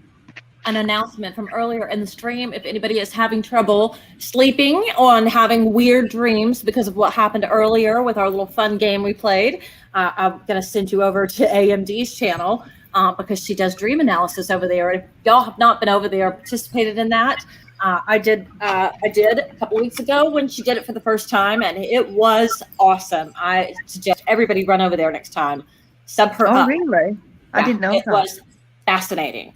And, you know what? I don't dream. I do not dream. I don't get into the deep enough state. She can help you with that too, Sonia. Go talk to AMD about it. Yes. Yeah. Yes, she can tell you why and all kinds of things. I'll tell you, I don't dream very often either, Sonia, but I had one, I guess, I don't know, 2 months ago maybe, and it was a freaky one. And I thought, kind of in the back of my mind, what I thought I had analyzed for it to mean for myself, and I went over to her channel, and and she said the same thing that was in the back of my mind. It was like, whoa. Yeah. Really? Yeah. Michelle, you're behind. You were listening to me ask how you get an STD from a koala. Oh, shit. Yeah, if I dream about that, what's that mean, AMD? Do I have to marry the koala now?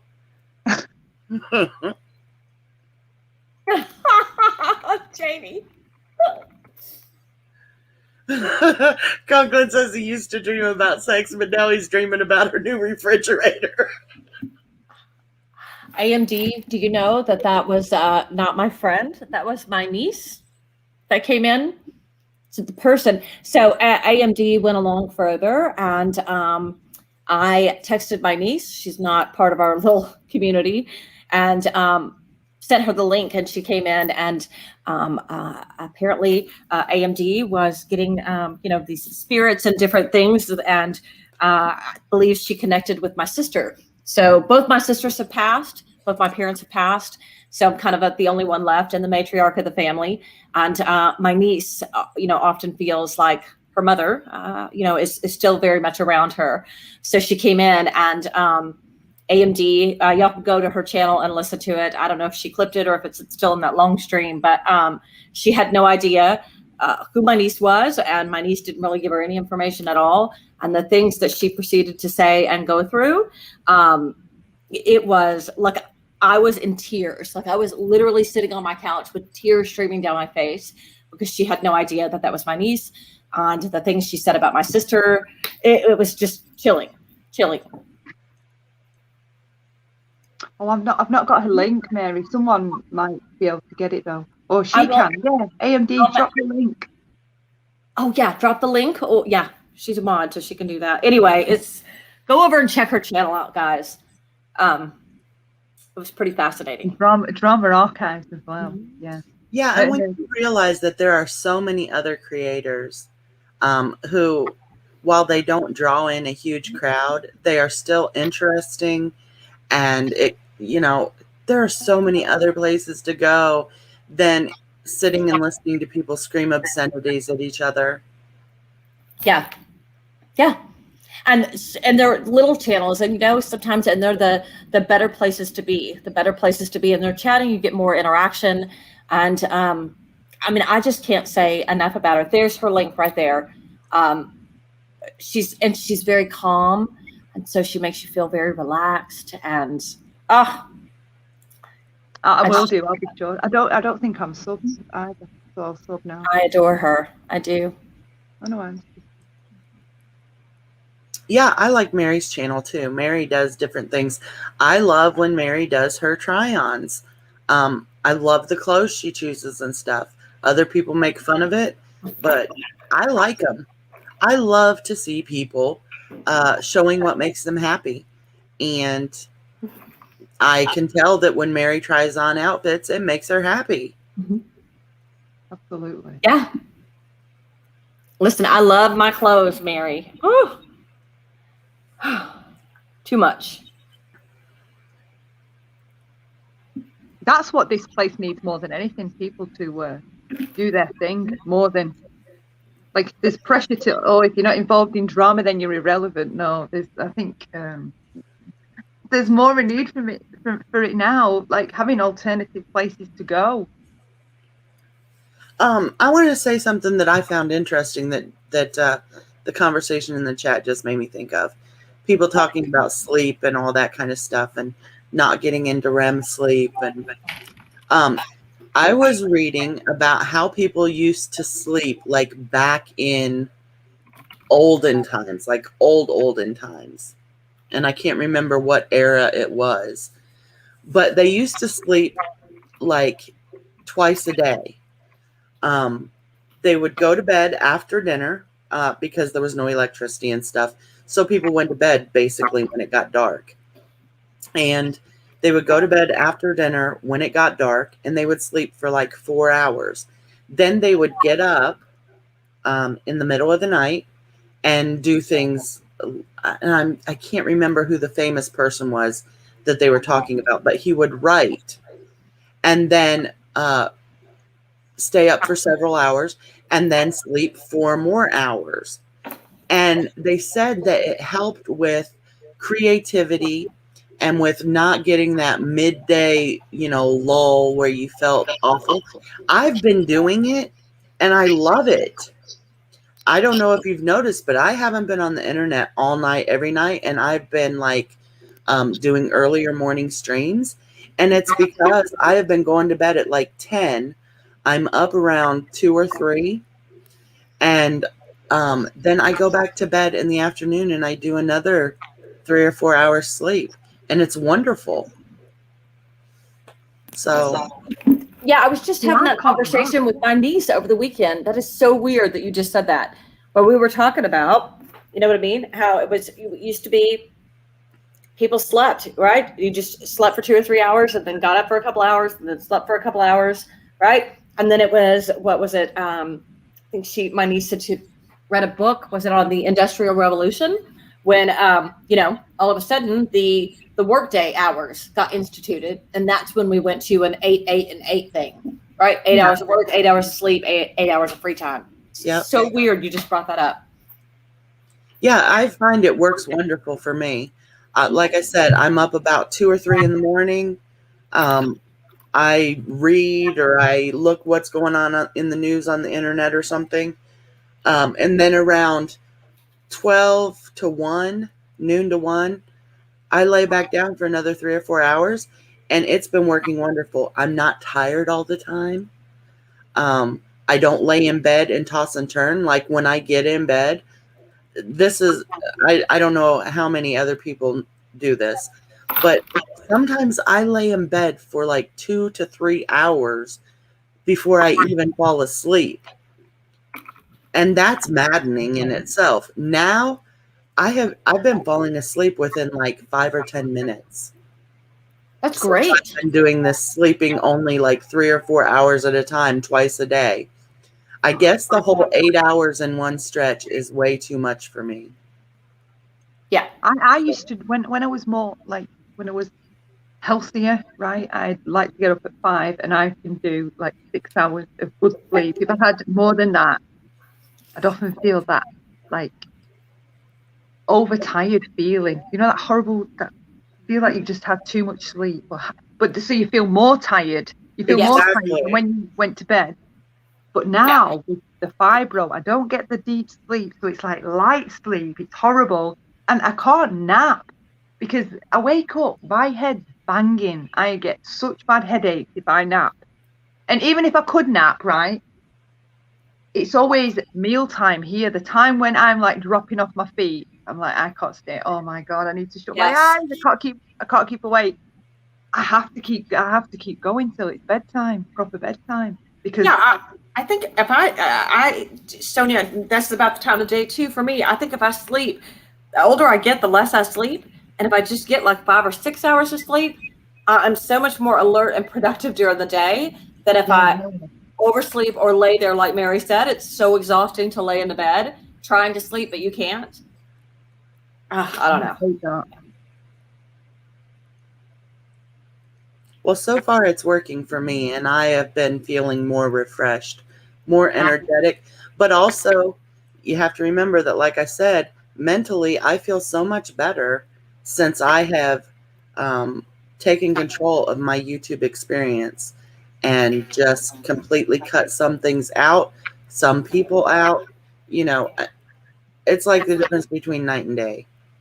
Toxicity, when we're around toxicity and things that aren't healthy for us, it is like a pot of poison seeping into your soul. It does affect you. It really does affect you. Yep. Sure. Because I know when I'm around it, as opposed to when I've cut it off, like your mind is so much. You can't be mindful and around this kind of like on social media. The both don't go together, do they? Your mindfulness, that open-minded mindfulness, and being in this kind of socializing, they don't work together somehow. Like, because my mind feels so much more like when I put that down, right? And I don't have that, oh my God, I need to check. Oh my God, is that other person going to go live? What the hell, right? When I just cut that off and I put my phone in a drawer and I think, I'm not even looking, I don't care, right? So I don't know. AMD, that would be so much fun. My mind feels better. It does. And some people say it's like you're dumbing yourself down, and I think they're right. Because we're not listening to anything intelligent all day, right?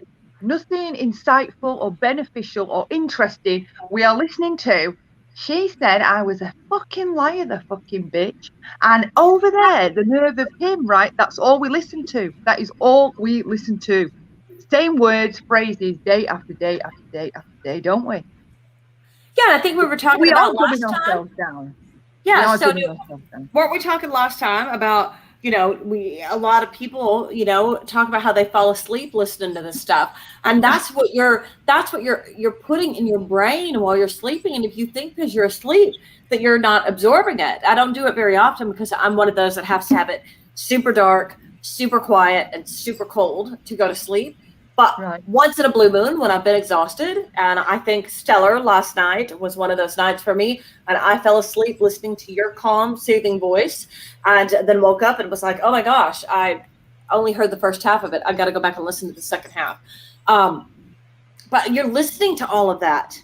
Your brain is taking that in. And so you don't think that doesn't affect you? I mean, you're, oh my gosh. You're being told what a piece of shit you are, or listening to people call each other foul, filthy names, not only in your waking hours, but while you're sleeping. It's no different to being children sleeping and listening to your parents fight. Exactly. While you're asleep, though. You hear it in your sleep, don't you? Yes. Yeah. You still your brain is taking all that in. It's so unhealthy. Definitely. Well, I think this has been a great stream. I do too. And yes, AMD, we will do having you up here one night for dreams.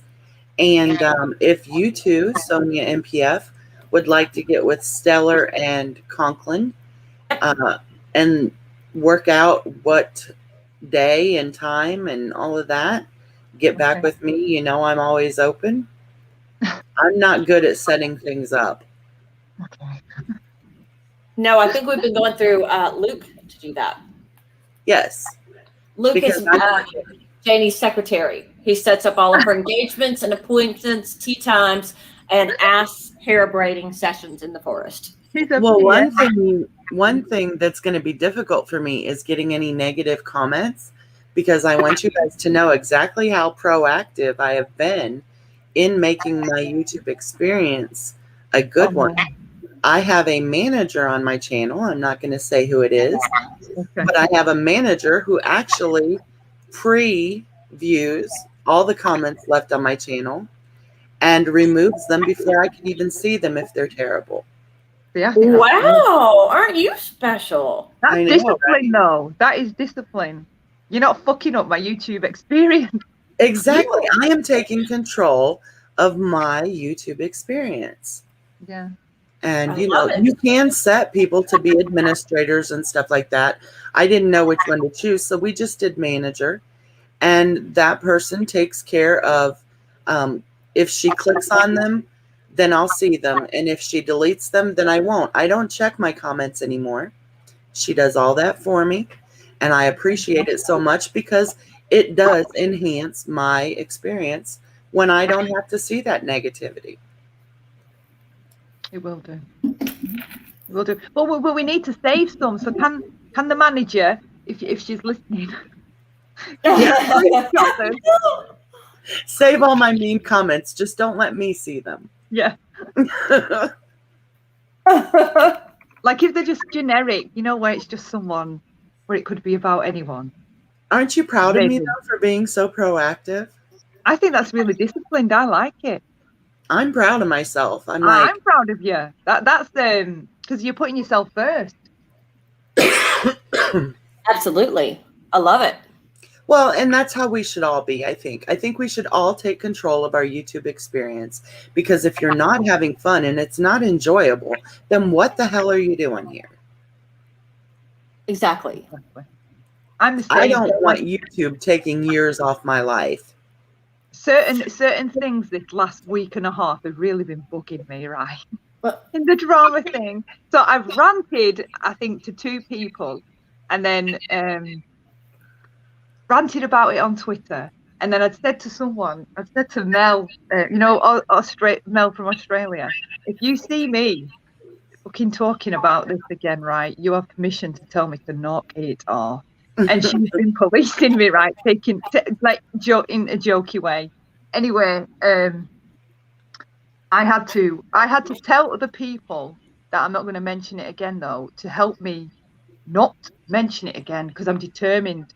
I'm not going to keep talking about this and ranting about this stupid thing, because it's not doing anything for me, and it's my fault. Keep picking it up and wanting to, but what about this? Well, it's just not right, you know, and keep going over it again and again, right? Shut up, Right. knock it off. You're not going to change anything. Find something else to do. So that's what I'm doing. I'm finding something else to do. Yeah. Yeah. Me too, But Sonia. I'd just keep ranting. I'm Well, like, if it's not making me happy, because that's my rule for myself. If I am not happy here, I will go, right? I will go. So if anytime there's an issue, I'll say, are you still happy here? Right? Are you still happy? Yep, still happy here. And then there's days where I'm like, no, I'm not. So I won't be around. But you do have to discipline yourself. You really do. You do. And it's difficult. You know, there are times I still want to sneak in there before she can verify them or whatever and look and see what terrible things people are saying to me. But I don't, because I'm like, is it going to make me feel bad? Yes. So why would I want to make myself feel bad? Yeah. Well, that's what I did. People apparently do want to feel bad. I'm not one of them.